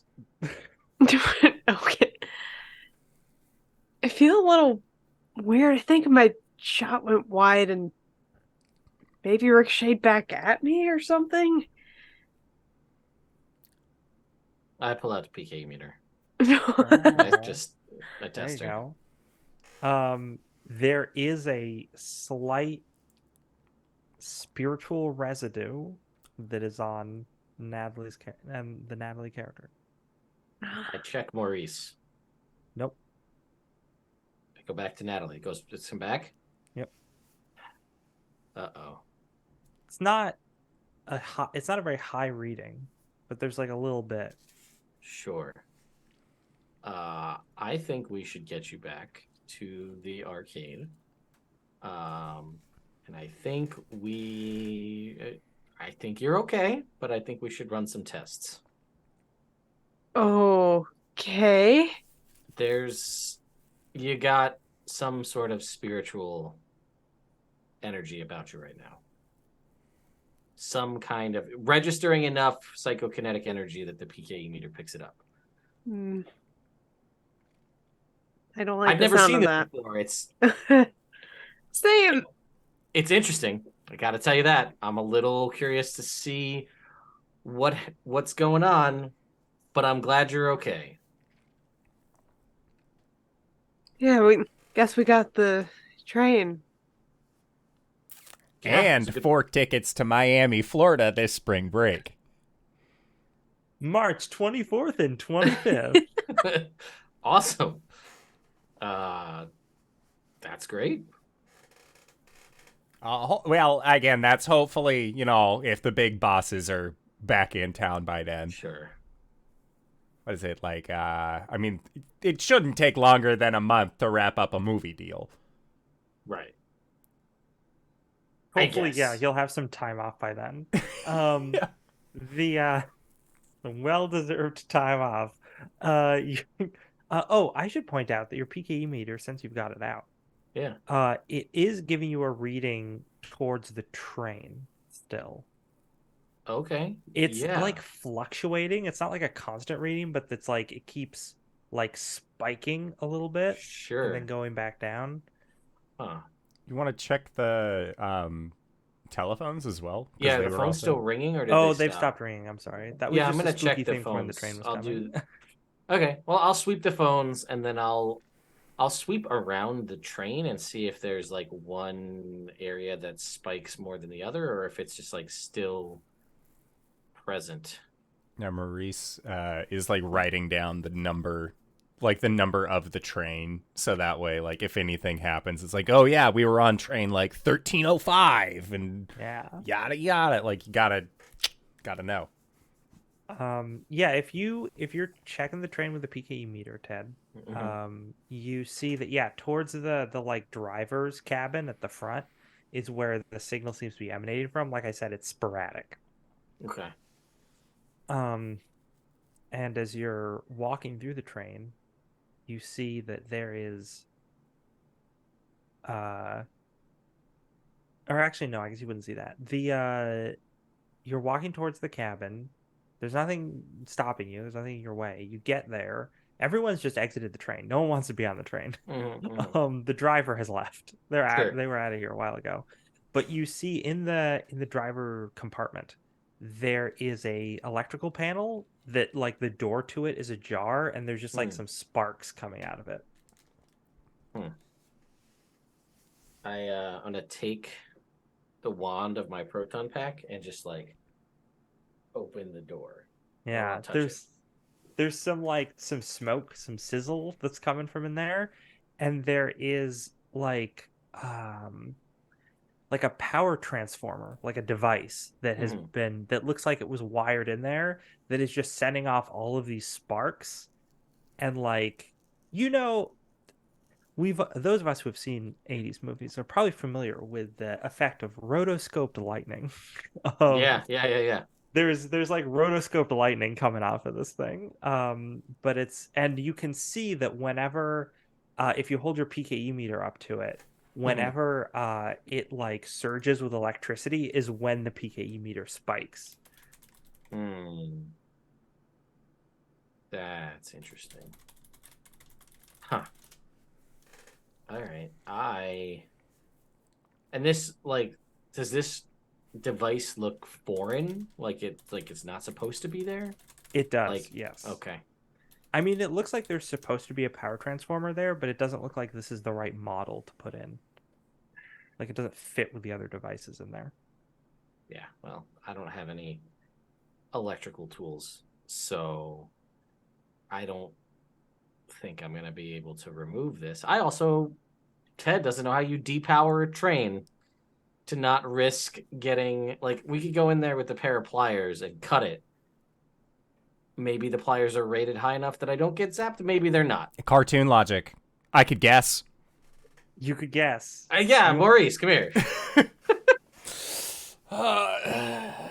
Like pulls up the belt on the jumpsuit, and like there is that comedic like bow as it like sags back down after he lets it go. And he'll go the over. handyman dad moment. Yeah, and he'll start looking at it. You know, he's worked on cars. He helped out. He probably, worked at the plant for a little bit when he was younger, going to college and all of that. You know, education is important. So I would like to use my guess skill to figure out what it is we're looking at, and how best to have it not be a problem. We're When gonna he's guess guessing, I'm gonna electrical look for- engineering. I'm gonna look for tools, like a toolbox while he's guessing. You do see a toolbox that looks like it was left here in a hurry. Oh, Looks like someone might have run away in terror at one point. And but the toolbox is labeled like, New York City facilities. Transit facility, yeah. So you've got pliers, you've got like wire cutters, you got all that good stuff. But for the guess roll. Okay. I'm gonna use a brownie point. Let me think. I don't know what to set this to. How difficult is it to guess how to... I mean, theoretically, it's very difficult because why would you know? But it's still guess, so you This is should. color-coded electronics in a cartoon. Yeah, that's true. cut the red wire. That's I'm the just one. gonna set it at 10. Okay. Let's see. 21. Double. Nice. Ooh, there you go. I've worked on trains before. They're not that complicated. Model trains. With Yeah, your you had a kid. model train. Yeah, set. yeah. Oh, Maurice is Yeah. definitely like before Is he a train guy? he started having to live in the basement of an arcade. You best believe he was a model train guy. Learning a lot about Maurice. I like it. You're able to remove this device without too much trouble at all. Actually, you're like, it's like, oh yeah, a pair of needle nose pliers. That's what I needed. Just stick 'em He in doesn't there. know the correct term of any of it. He's like, you get that doohickey right there, and then that thingamajigger you want to make sure that you take care of, and then like he's just like pointing it out, except for like needle nose, Phillips. Like he knows the name of the tools, kinda. But you take the device out, and you've got it. This is this strange power transformer. Turning it over in your hand, you see that there is a label on it that says Nakatomi Corporation. Uh-huh. Nakatomi Plaza.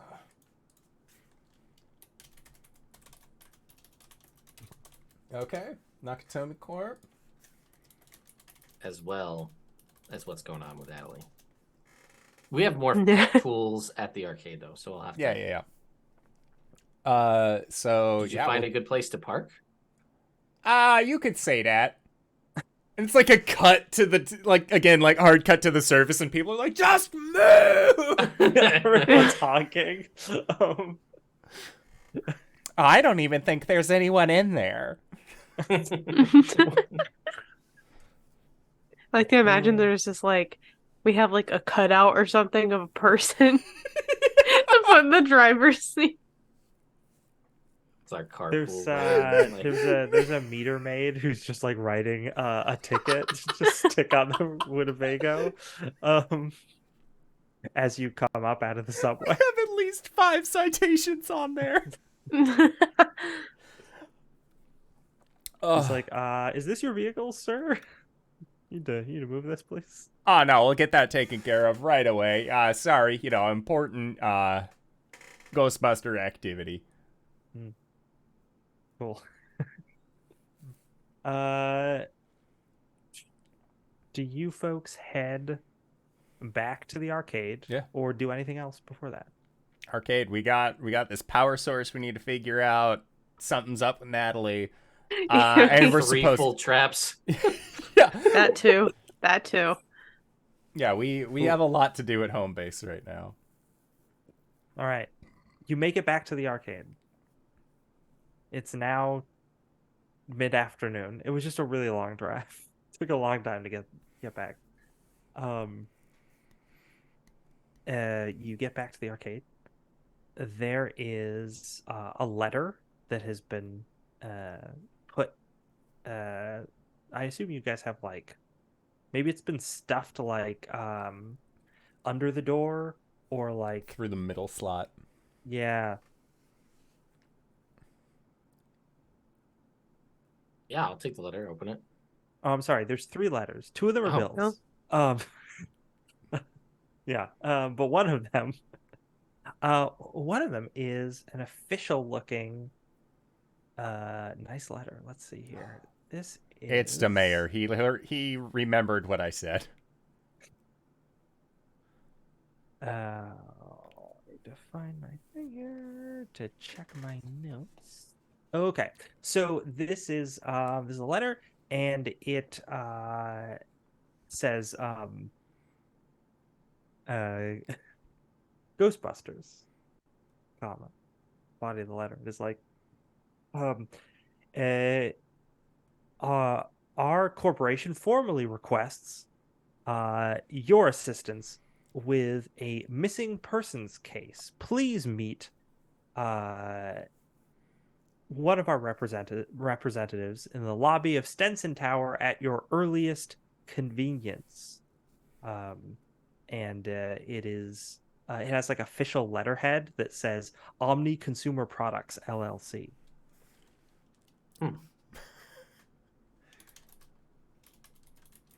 That was the new Alright. place, right? Yeah. Great food, great products. It's a Stenson. All right. Strange to be having problems this soon, but who am I to judge? Fair. I want to go put these traps in the containment unit before Sure, anything you do that. breaks or Yeah, escapes. let's take care of our at-home business, and when we you know sort it out. Look, a missing person, but it's Omnicore. That's fine. We don't do missing persons generally. Like, that's, as much as I don't like to defer to the police, that actually seems like a police thing. Did they get like taken to a ghost zone or something? They were kidnapped by ghosts. I Who's mean, to say? yeah, it's Let's They're take 'em very out. cryptic. yeah. Unless they went to the, well, the only thing I can think of is you don't want to go to the police, which is questionable at the start, right? Or they Okay. tried and it didn't work out. I don't know. They went, or we use this to take care of those 2 bills that just came in. Well, the commissioner did say he owes us a favor too, or like we could ask him anything we need. I think was the exact quote. Mm-hmm. The very you least, we can get also- rid of those 5 parking violations. At the Right. very least. Ah, I like that. You've also got that check you just got from the museum curator. So Mhm. That's true. We need to Yeah. take that in. Yeah, put we it gotta in go we'll cash put it that in the check. fire safe. We'll put it in the fire safe for now. Oh, and we have that answering machine message with the That static. too. So what are you gonna do first? Now that you're back, do you want to analyze Natalie? Do you want to analyze the answer machine message? Do you want to analyze the device that you found? I'm gonna What's the say first thing to analyze? Natalie's the most pressing on this one. Yeah. You know, We'll clear that's the our traps. that's our analyze teammate. Natalie. Yeah.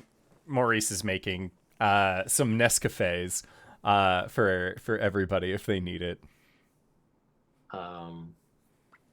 Yeah, after the traps are clean, I want to hook Natalie up to the aura analyzer. You know, the colander that you put on Louis Tully's head that shows like what her aura is. Mm-hmm.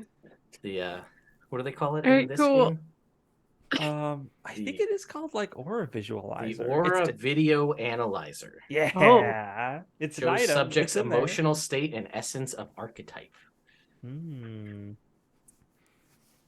So, Yeah, I want you to roll me some brains for this Okay. because you're definitely getting readings, but can you interpret them? Okay. Does my knowledge of the occult come into play? This is more of a super science thing. Fair enough. All right. Let's just go with I guess we'll just go with a straight brains roll. 14. 14, sure. You're looking at it. Luckily, unlike in the movie, it's not. You don't get a visual of like a demon head on the That's great. screen. Okay, we're That's off to a good start. Yeah. But there's definitely some wacky stuff going on with Natalie's aura. It's like it's not it's crossed between the aura of that a person would have and the aura that a spirit would have. So it's got a little bit there's a little bit of spectral sort of stuff to it. And you notice as you're messing around with it that the device that you found on the train, if you like move that like near Natalie, the aura like warbles and shifts. And Natalie, you feel like a little bit of like a fuzziness, but not like anything significant. Though I will also point out the device that you're waving around does not currently have power. Although we know what happened last time it had power. Cat bus. So Sure. Sure. I become the cat bus. You become the cat bus. Transporter of worlds. Yeah, I think Maurice is gonna like look at the readings with Ted and just looks at Nat.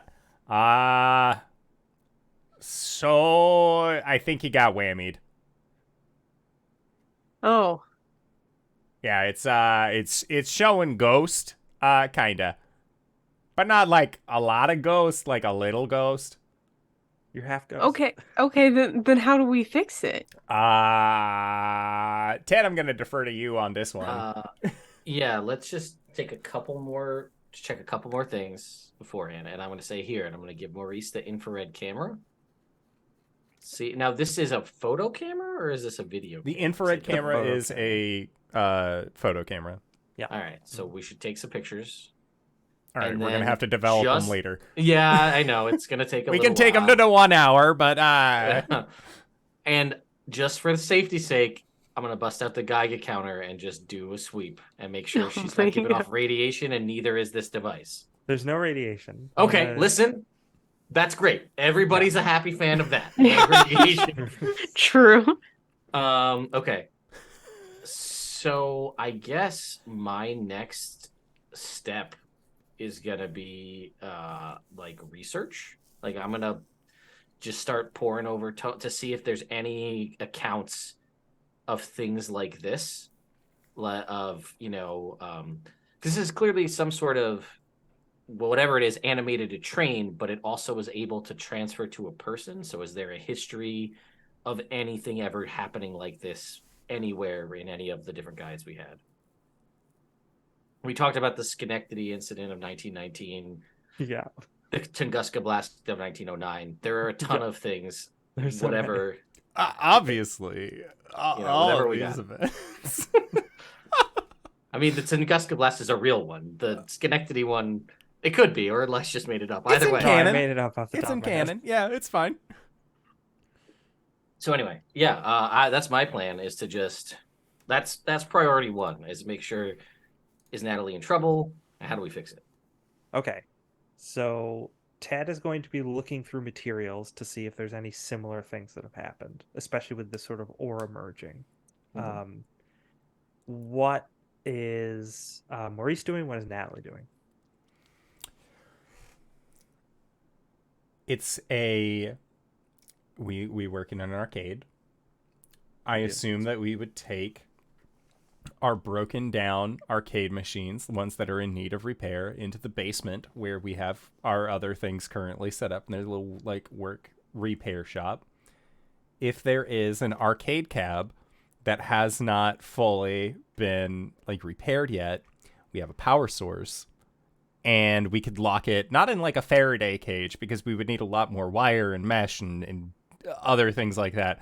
But realistically, we could put said power source into one of the machines and like into one of the arcade cabs and then keep it locked and see if the power source is affecting that in any way. Like if this power source is like, I put it into a machine and now the machine's a ghost. Like if this is a ghost generator as an object. Polybius-ing us Yeah, right yeah, now? we're making Polybius. Oh my god. Yeah, we're making Polybius. This will never end poorly. I love it. You're gonna do that. You're gonna put the A ghost. It's a ghost machine. the ghost part into an old arcade cabinet. Cool. What is Natalie doing? I mean, I think she's starting to like sweat about this a little bit. It's like I'm part ghost, and I don't know what that means. So yeah, I think like I don't think Natalie would really be able to like focus on like doing any one thing in the meantime. Are there any like mirrors or like reflective surfaces she can like look at or something? Oh yeah. Yeah, for sure. I'm a monster. No, you look totally fine when you look- look at yourself in a mirror. Yeah. So let's do the arcade cabinet first. You put the device in the arcade cabinet, and you're like wiring it in. Okay. Yeah. And then you turn on the arcade cabinet, and the arcade cabinet comes to life. Not as in it starts walking around, but it like turns on. It boots up.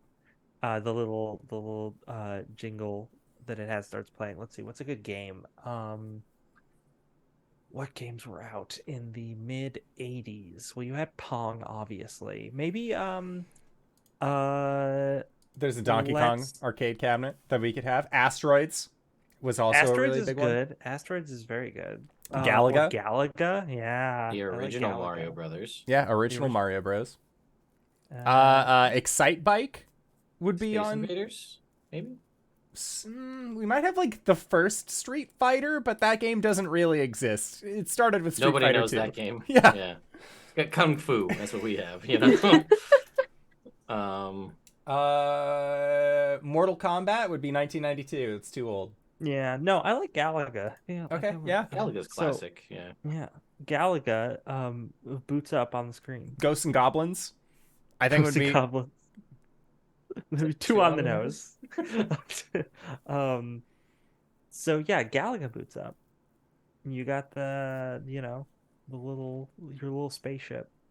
As soon as that happens, Natalie, you're like upstairs, like in the bathroom, looking at your own reflection, and you just have this weird feeling, like you can sense that something has like an energy, and you can sense it from downstairs.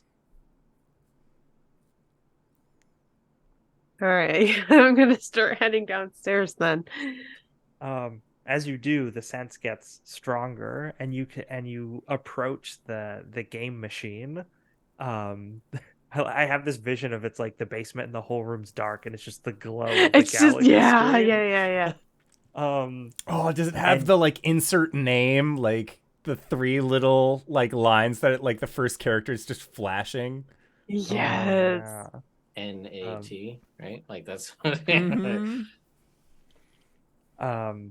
But you can sense this machine. Like you knew that it was there, and as you walk toward it, you're like, yeah, I can sense its presence as the electricity is running through it. Well, let's cut back to Ted. Ted, give me an occult roll. Looking through those books. Let's go. We've been waiting for this. I will also have said in the meantime while looking that to Natalie, maybe you should change your clothes just in case it's a superficial thing. Just throw that out there. Make sure it's not just stuck to your jumpsuit. 29. Wow. Oh. Nice. Well, that blew away any difficulty score I was gonna set. You're looking through and you're like, so there's in the books about cults, there is instances of aura merging, which is usually when cultists would be trying to summon spirits. Usually it would be like, okay, we need to like supercharge our ritual. So whoever is running the ritual, we are going to alter their aura so that they are attuned with the spirit realm, which made it easier for them to then summon spirits from the spirit realm. Okay. So that, and like that kind of like aura merging was something they used for that. So it was like, yeah, there's definitely like evidence of this. And what's interesting is cross-referencing some of the books. It's like, okay, so the like because this is a game about super science, about merging the supernatural with super science, as we know that Ghostbusters is. There's a thing where it's like, okay, the cults would do this through some sort of like ritual involving some weird chanting or whatever, or like, magic objects or something. But a lot of your research has shown, especially like, or I should say the Ghostbusters research and like making the proton packs and stuff like that, is like different spectral energies have like different like hertz values and things like that. Yeah. And it's like, okay, so in order for that to be happening to Natalie's character and for this device to be connected to that, someone would have had to have, like, it couldn't be a fluke that the device is doing this. Someone would have had to research this and then program the device to attune to the spirit world. Okay, so it's in a similar way to the way we catch ghosts by having this certain frequency that the streams are attached to. It's a similar in nature. It's kind of the reverse, right? Because what the proton streams do is they decrease the spirit's connection to the physical world to make it easier for you to trap.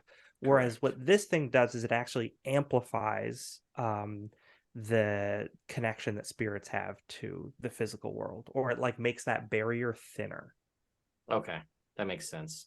Any concept in any of this about decoupling a person who's been influenced by this? There are different rituals that these cults would perform, usually that involve different like magical artifacts that they would like do afterward to like cleanse the medium of this thing. But you're also like, because of the different sort of like pseudoscience at play here, you're like, okay, well, maybe you could invent something that does this, but it's not something that would be easy to put together. You just kind of like have a theory of how you could do it. All right. Yeah, I guess it's time to start some mad science experiments. Well, in the meantime. Yeah.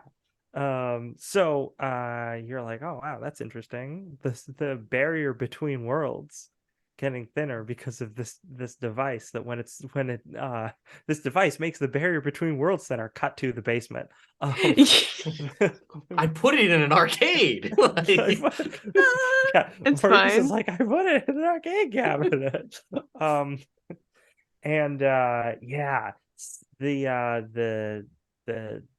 The different flashing things on the screen, all those little pixelated alien ships that are popping up, and suddenly one of those alien ships just like bursts outward, like it comes out of the screen as if the screen is like a plastic mesh or something, and it's like pushing its way out. and it's still like 8-bit or whatever. Yeah. It's like that fantastic movie Pixels. Quality movie. Well done. What a fantastic film. But no, it's like this thing has spawned out of the arcade cabinet, and then immediately attacks Maurice or Natalie because it's an enemy in the game. But who's it going to attack? Let's find out. Maurice, you're like, wow, and then this thing just flies right at you. In his mind, he's thinking, someday in the future, all video games will be like this. Oh no. It's so real. Somehow This they've turned idea. this virtual into reality. It's so weird. Then But Nintendo's gonna make the what is it, the Virtual Boy, and he's gonna be like, I thought of that first.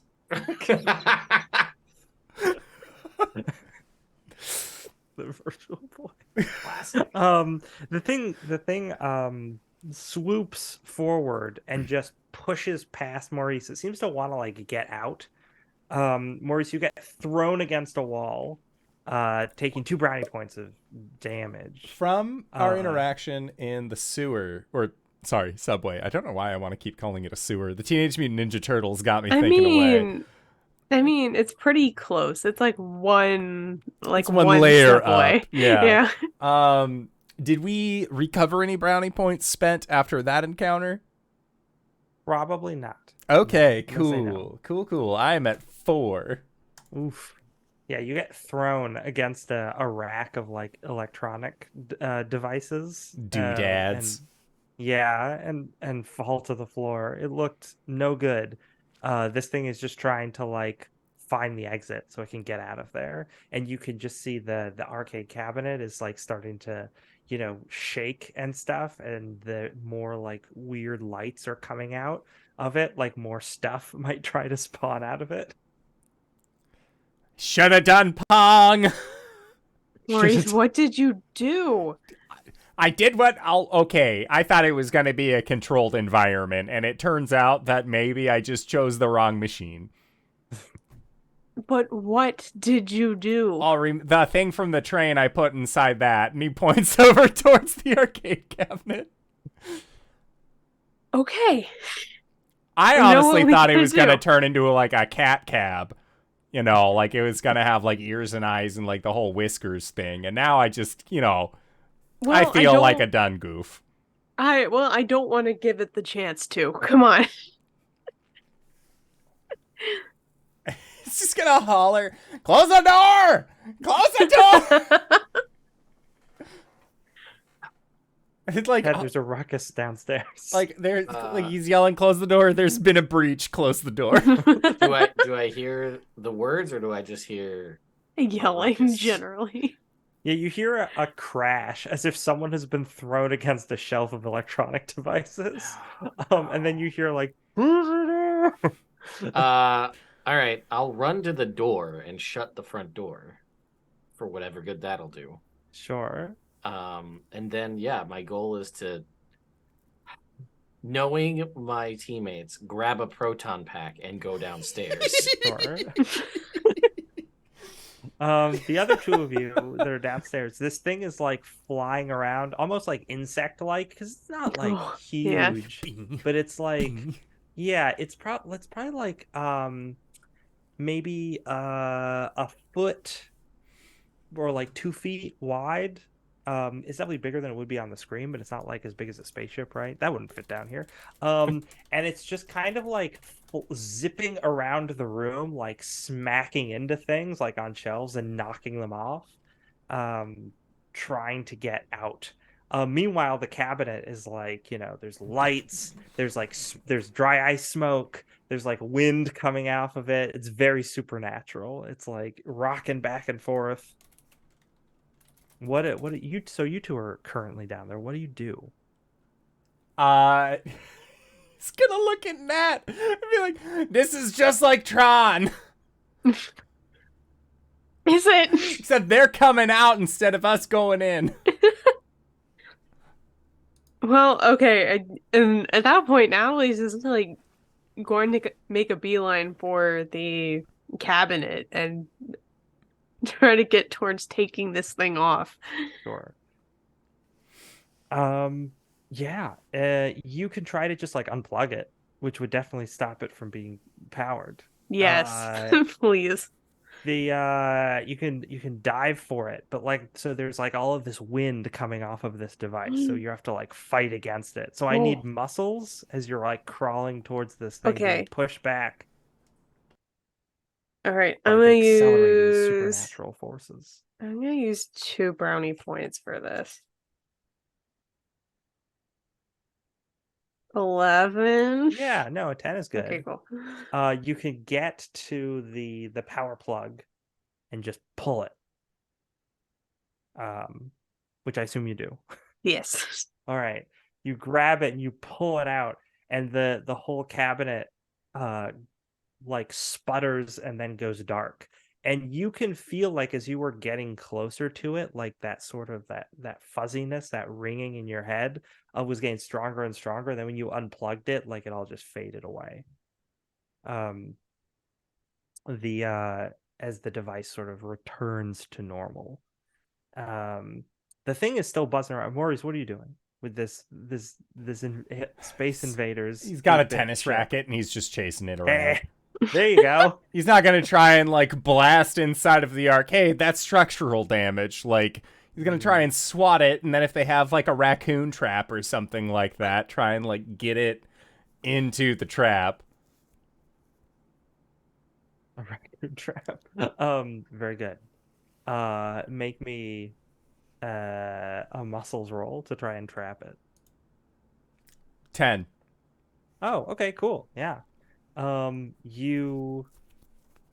What is a raccoon trap? I just keep having this They're, vision like- of you getting a sack. Honestly, The he metal- could get a sack, but it's like a wire cage, like almost a mesh, but it's not like mesh. It's just wires, and then it has a little front slat that you can kind of pop up, and then when a creature like steps onto pressure, then it slats down, and so like you can still see it, you can still like interact with it through the container, but it's just not going anywhere. All right. If it's a regular ass creature, instead of say a ghost Galaga. Yeah. But it's from like Maurice's understanding, having been berated by graffiti in the subway by seeing this cat train, as well as the boombox ghost, all being very physical things. He's assuming that like a raccoon trap will be easier than a ghost trap for this thing. And then we can also like observe it and get a better look at it. Yeah, it is physical. So you're able to stick it into the trap, and it is trapped there, trying to like move around. The trap keeps like like rattling, hopping around. Yeah. But you got it. At this point, Ted, you burst into the basement with your proton pack. And you just see Natalie on the floor next to the power outlet holding a plug, and Maurice next to this trap that has this odd pixelated creature in it. What happened? Okay, so I may have made a bad call as far as the litmus test goes.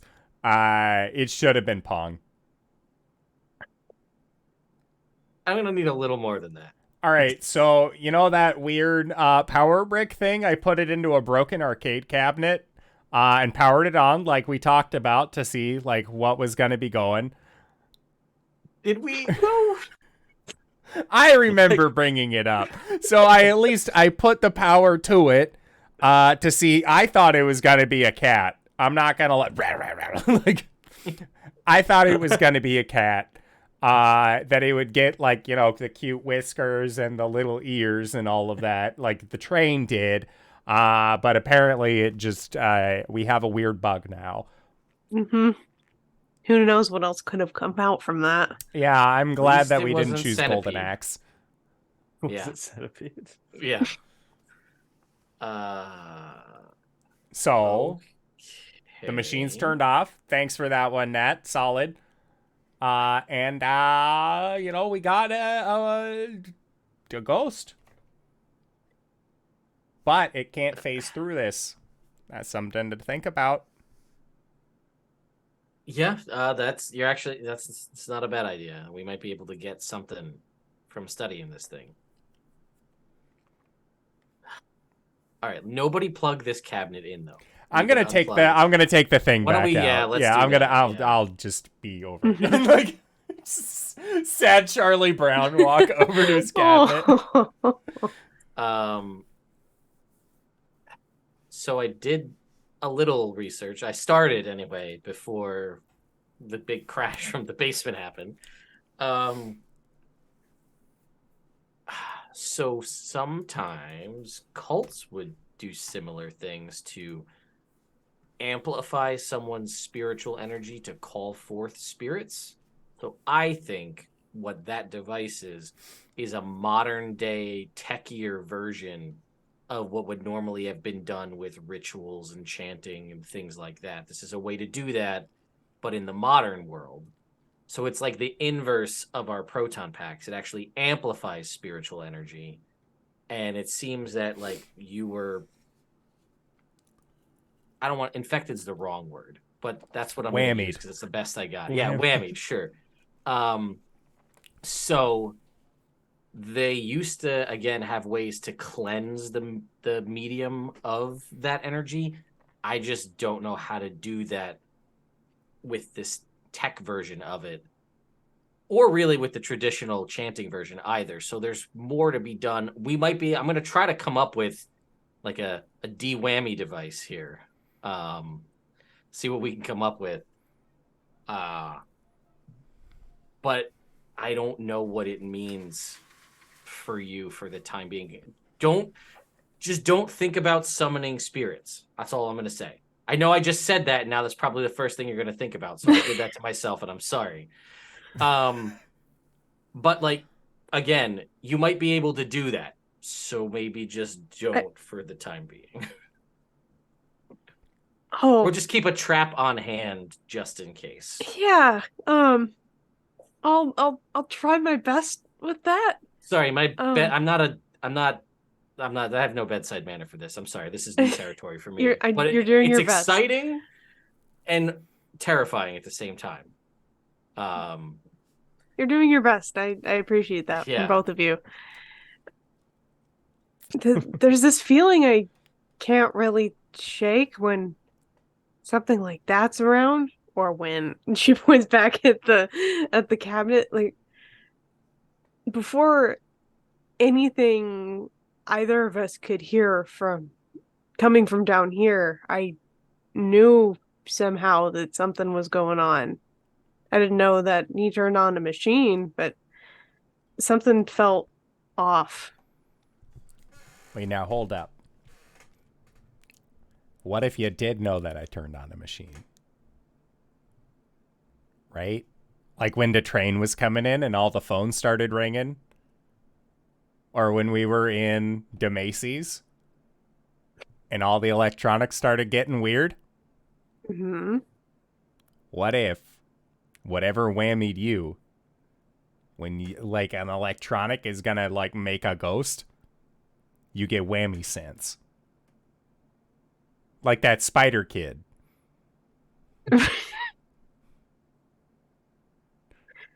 I mean, in theory, this sounds great, but in practice, I really don't know what that's gonna mean.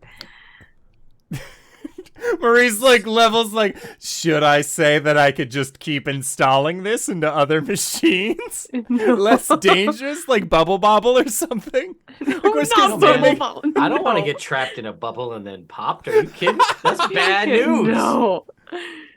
Like Frogger, maybe. Unless an enemy truck and then we get run over. Like, come Yeah, on. I don't know about that one. We already Oh dealt with my a God. cat bus. I don't need a truck running me over in the basement. I think you're fine for the time being. We just need to figure out. Also, I think taking this, tabling what's going on at the moment with you, it seems like there's possibly a group of people responsible for this. If this kind of method was done in the past, which would have been, secret, robe-wearing cultists of the past, there's now a modern version of that. The possibly stonemasons doing something similar. Yeah, yeah. Like the stone, like the Like the Freemasons? stonemasons, like the Freemasons, yeah. The stonemasons built most of the foundation of the city, but It that's was one another of the story. Masons. It was, yeah. Oh my.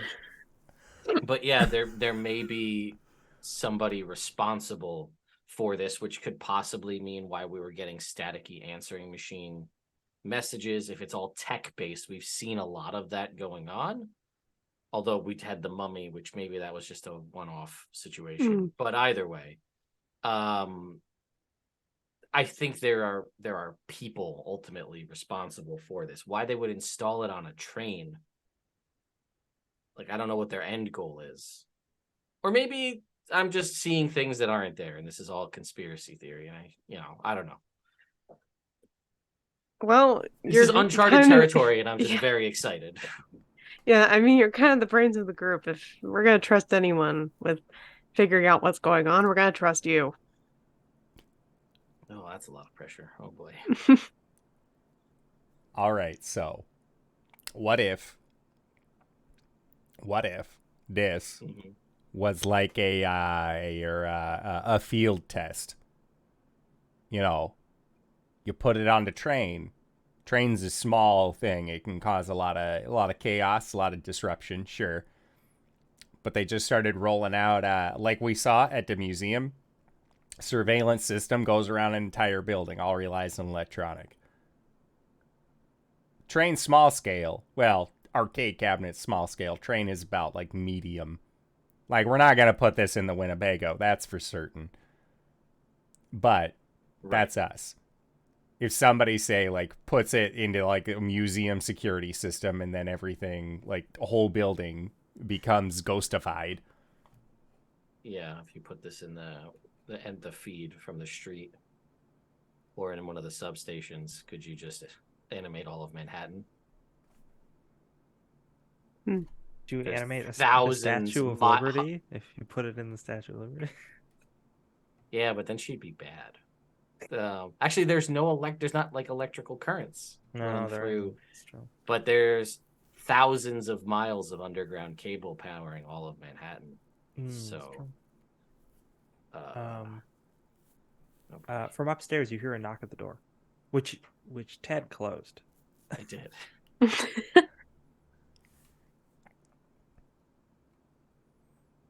All right, I'll go up the stairs. I'm keeping the proton pack on, though. I'm not. Sure.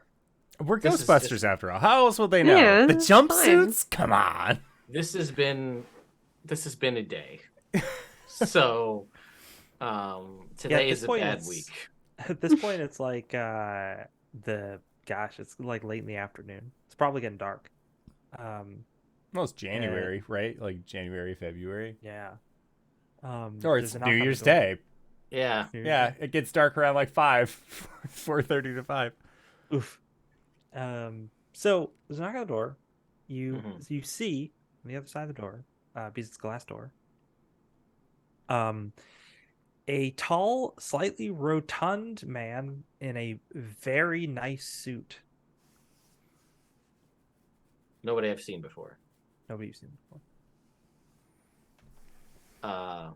He sort of like peers through. He sees you, and he's like, sir, could you are you still open for business?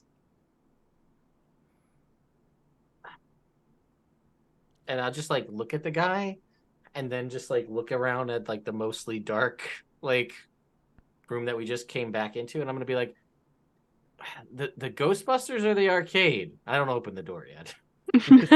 Fair. So all of this is through like muffled glass. So Yeah. Like the Ghostbuster. I assume you are a Ghostbuster, sir. I can see your equipment. And I say, one moment, and I put back the wand, and I go back into the other room, and I grab the PK meter, and I go to the door, I unlock the door and I crack it a little bit and I stick the PKE meter out the door and just scan the guy real quick. The guy sort of like looks at you haughtily as you're doing that. You don't get any reads from him. Right, He's got a mustache. He's middle-aged, gray hair, balding. Actually, no, he probably wouldn't be balding. He has hair. But yeah, he's got gray hair on his temples, and yeah, he's like a little rotund, and he's like, "Sir, if you would be so kind as to let me in." So I look at him, I look at the meter, I look at him again, turn the meter off, and I say, all right, we got a lot going on right now, but come in and tell me what's on your mind. And I'll open the door and let him in. He walks in and he looks around. He's like, "What a nice place you have here. Do you have any? Is it just you, or do you have any associates?" They're cleaning up. There's a spill in the basement. They're cleaning it up. It's fine. Anyway, And what's he's up? sort of like looking around, and he looks over to the counter where you had probably dropped the letter that was stuck in the door. And he's like, "Ah, I see you've gotten my missive. Yes." And he extends his hand, and he's like, "Lynn Belvedere, representative of Omnicorp LLC." Hi. Yeah, we just got your letter. Well, I left it here this morning, and unfortunately, my bosses are not very patient people. So when I had not heard from you, I decided to just pop on down and see if I could discuss things with you personally. I would have called, but, well, it's a little too time sensitive, I fear. Yeah, I read your letter. Missing persons. That sounds like more of a job for the police than the Ghostbusters. Well, I wouldn't disagree, but my employers were very specific. You see, you have to understand my position. I'm just a representative, Sure. and the person who has gone missing, apparently my employer believes that it is supernatural in some way. That is not a judgment for me to make. I am just here to carry out their wishes. But they were adamant that someone from your organization be involved, and apparently the main people are in Los Angeles. Yeah, we're cleaning up the town while they're out.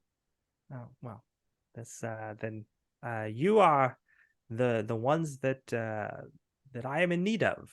If you're, I would love to discuss this with you and your associates. I assume it's it should take priority over anything else you're doing. He says as he reaches into his jacket pocket and takes out a checkbook.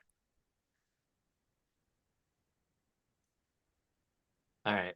I'll just like pull out a chair and be like, here, take a seat. Like, oh, And I'll thank just you. go open the basement door and I'll be like, leave the cage down there. Apparently Omnicorp is here. They want to talk about their missing persons and they're saying it's supernatural. I don't know, and he's got a big fat checkbook. That's all it takes. Just like right as you say that, like head already out the door kind of thing. Oh, hey, how can we help you today? Ghostbuster, Coin King, Manhattan Branch. He's like, oh yes, Lynn Belvedere. I am a representative of the Omni Corporation. It would appear that a certain, and he also like has a manila envelope, like a folder with some information in it. And he opens it up and reads from it. He's like, one Vince Tanaka, a chief engineer at Nakatomi Corporation, a subsidiary of Omni, has gone missing. Now, apparently, he is very important to a project that they are involved in. It's all very tight-lipped, but they can't find him. They think there's something supernatural involved, and they were adamant that someone from your organization deal with it. So I am advised to give you a retainer, uh, and any transportation you might need, as well as the two most obvious places to start looking that I know of in my file here, which apparently are his apartment and his offices.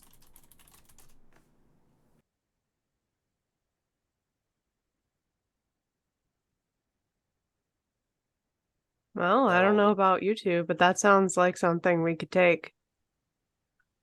Yeah, well, it's funny you mentioned that because actually, this week it turns out we've had a lot of work going on, so we have a lot of backed up equipment that we need to fix. So we're actually having a special for you right now, on proton charging and storage of whatever we might find. So we could take your case, but there's going to be probably a sizable premium because of all the backlog we have to work through. And you did mention that this was of the utmost importance. It's a rush job, like in priority. No, I understand, and I have been empowered to make this offer as irresistible as possible, since my those that I work for are adamant that it is handled immediately. Now let me see here, and he just starts he takes out his checkbook, he starts writing in it, and then he rips out the little check and shows it to you, and it's uh.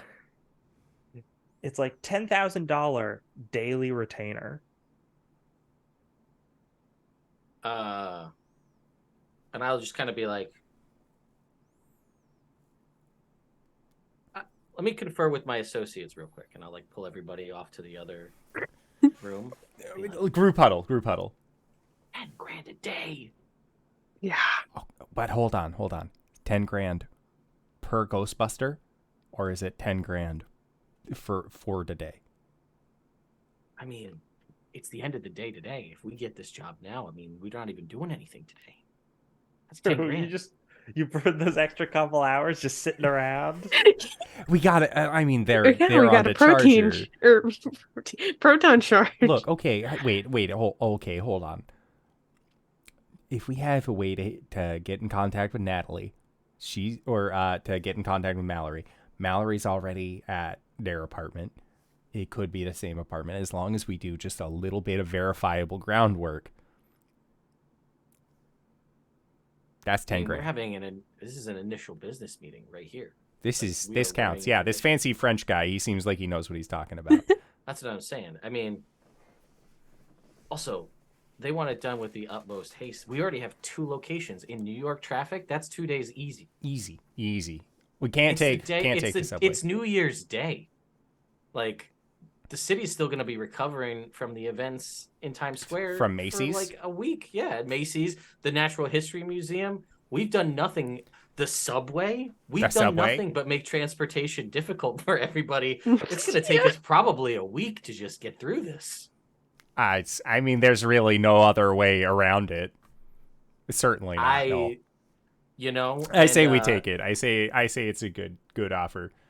Especially considering, as far as we know, it might just be a regular missing person case. Wait, but hold on.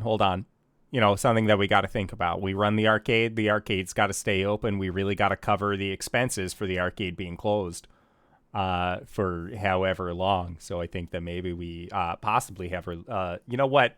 Let me talk to this guy. Yeah, you have bargain. I do have bargain. The best use for this skill. Okay, so Maurice is going to present these points, just like the traffic, the way that it is. We run a business. We run 2 businesses out of this establishment. We got to cover the loss of the fact we don't have anybody to cover. Our main livelihood. Maurice is going to charge or is going to suggest. Maybe we bump that up to 15. Sure, make a roll. Yeah. Okay. Let's say if it needs to, I'll go grab some dry ice and throw it in a empty trap and just be like, oh my god, walk in the background is so much. So many It's like, traps. oh, so difficult. Ugh. 24. Nice. All right. No ghost die. 24, no either, ghost. That's what Nice. 24 no ghost. He's like, no, that's perfectly understandable. And he writes another check. He is like, how about this? I will bump it up to 20, with a bonus for completion of, let us say, and he's like looking, he's like writing something out. He's like, no. Yes, here it is. And he shows you, it's like bonus of completion, like $100,000. Maurice, in the most, like, inside, there's just that, like, outside that dad Deadeye sticks his hand out. Like, the silent, like, doesn't say anything, and just, you got yourself a deal. Oh my gosh, does he spit on his palm? No. This guy is fancy. too fancy. Fancy. He's too fancy. If this was a flea market or like a used car lot, for sure. This guy's too fancy, and Maurice knows that, like, he schmoozed it enough, and this guy sweetened the deal when he didn't have to. So, like, yeah, he shakes her hand. It's like, oh, excellent. Now, I have a car waiting outside, which would be happy to escort you to one of the premises if you'd like to start right away. I assume you have your own transportation. yeah, you see that, you see that Winnebago out there? I did see it. I just wasn't sure if it ran. So I figured it would be good to offer, but I guess I have a limousine out front. Yes. And then he just stands there waiting. All right. How about this? Ted, you and Nat bring the Winnebago, because as much as we appreciate your limousine and how fantastic it is, we keep all of our supplies, all the things that we really utilize for the Ghostbusting inside of that. We can't really retrofit on such short notice. We would need to, we would be out for at least a week, and it's a sizable retainer, But I'll go ahead into limousine, we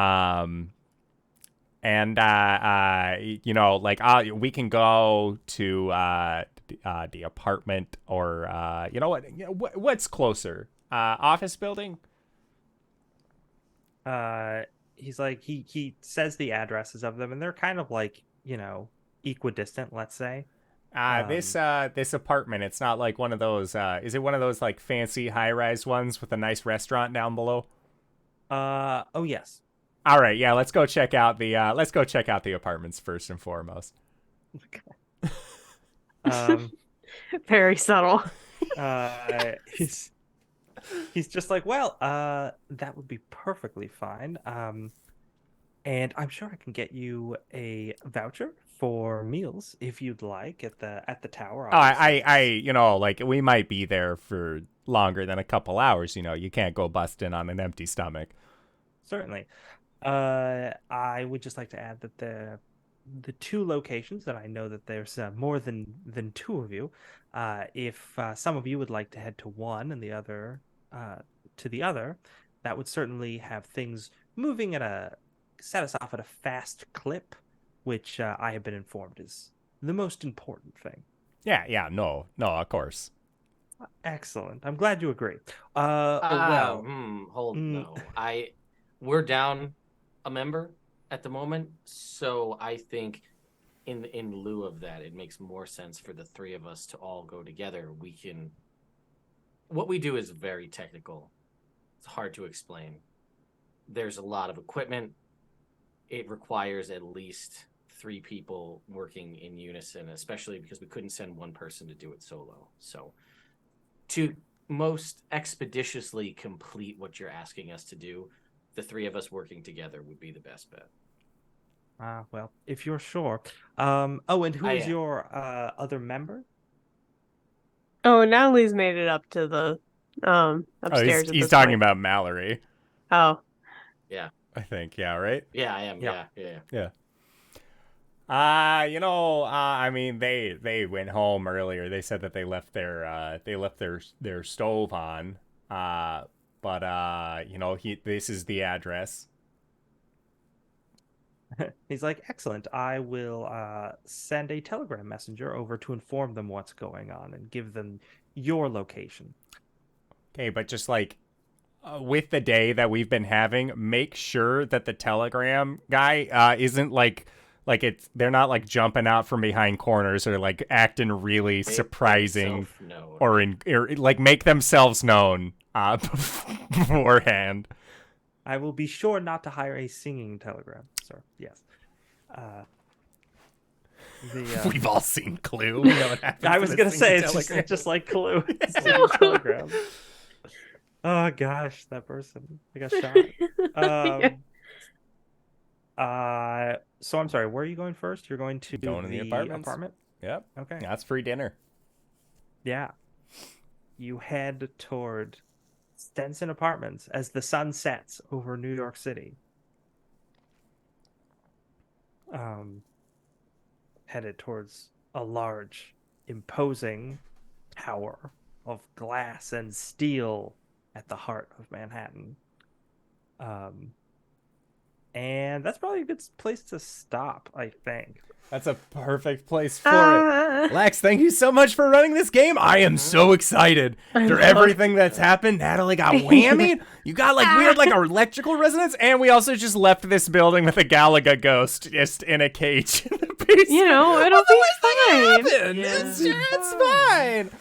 Things are always fine whenever y'all are on the channel. Lex, where can we find you? What do you do? Oh goodness. You can find me on Twitter at Dank Dungeons. I do a lot of writing. I also am on some other streams, and in the past I've done actual plays. I've done some music projects.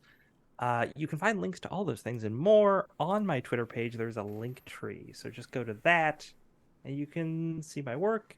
You can pick up my work if you'd like. If you find it interesting, check it out. And Ted, where can we find you? What do you do? Well, my name's Ted, and I run all of the Nerd Immersion channels, primarily a YouTube channel, all about TTRPGs and things of that nature. I do stream on my channel on Thursday nights with Lex in a D&D 5e campaign, working on a future Army of Darkness campaign as well. We'll see when that comes about. That should be a lot of fun. And yeah, tonight was just a total blast. So many good references, so many good Ghostbuster related things. I started a petition, my first ever change.org petition. It's live. It's live. yeah. It's been posted in the chat. Yeah, we got at least 4 Bring back signatures Kiwi. already. We're on a roll, and I think we're getting into the groove as far as the characters and the way things go. So this has been really good. Excellent. And Heck, where can we find you? What do you do? Yeah, hey everybody. I'm Heck. You can find me on all the social medias at SirHeckalot, including Twitch, Itch, Twitter, Instagram. I'm everywhere. Just find me. It's the best place to figure out where I'm going to be in the TTRPG space next. You can find me on a whole bunch of things over on Neon Lights Roleplay, such as every other Friday, I'm in a Frost Maiden campaign over there, and every other Monday now, we start our season 2 of Oathsworn, Odyssey of the Dragon Lords. It's a really cool show. 5e Greek mythology based. It's awesome. I'm so glad to be back. You can also find me on Dat Magic Juice's channel every other Thursday with All Hail the Queen, a Tyranny of Dragons campaign. And I might have some stuff coming up with ESP TTRPG next month, so keep an eye out. But that's about it. Excellent. And if you've made it this far, you probably already know who I am. But if you don't, hey Acorns, what's up? It's me, your buddy, your pal, your friend, the Indoor Adventurer, the showrunner here at twitch.tv/indooradventures. We do shows like this on Monday and Saturday at 5:30 p.m. Pacific Standard Time. And if this is your first time joining us, you can go towards anywhere you audio casts are made available, or you can go to our YouTube youtube.com/indoor adventures. I lost the momentum of it like halfway through that sentence. Anyways, you can join us there, or you can find us on our Discord, because, hey, guess what? We are going to be going into our Patreon-supported after show called Nights in the Courtyard, where we are going to be asking or answering questions not only from the community, but also from each other. So if you have any questions that you've been dying to know the answers to, tune in to that there Patreon. You can, again, go to patreon.com/indoor adventures to get access to that. It's all being made available for free. It's just to help separate the medium. But with that, I would like to say thank you to everybody who decided to stop on by. Thank you to these players for putting up with our bullshit once again this week. And of course, Lex, thank you again so much for running this game. I'm having a blast. And we'll see all of you guys next time. All right, everybody. Bye-bye!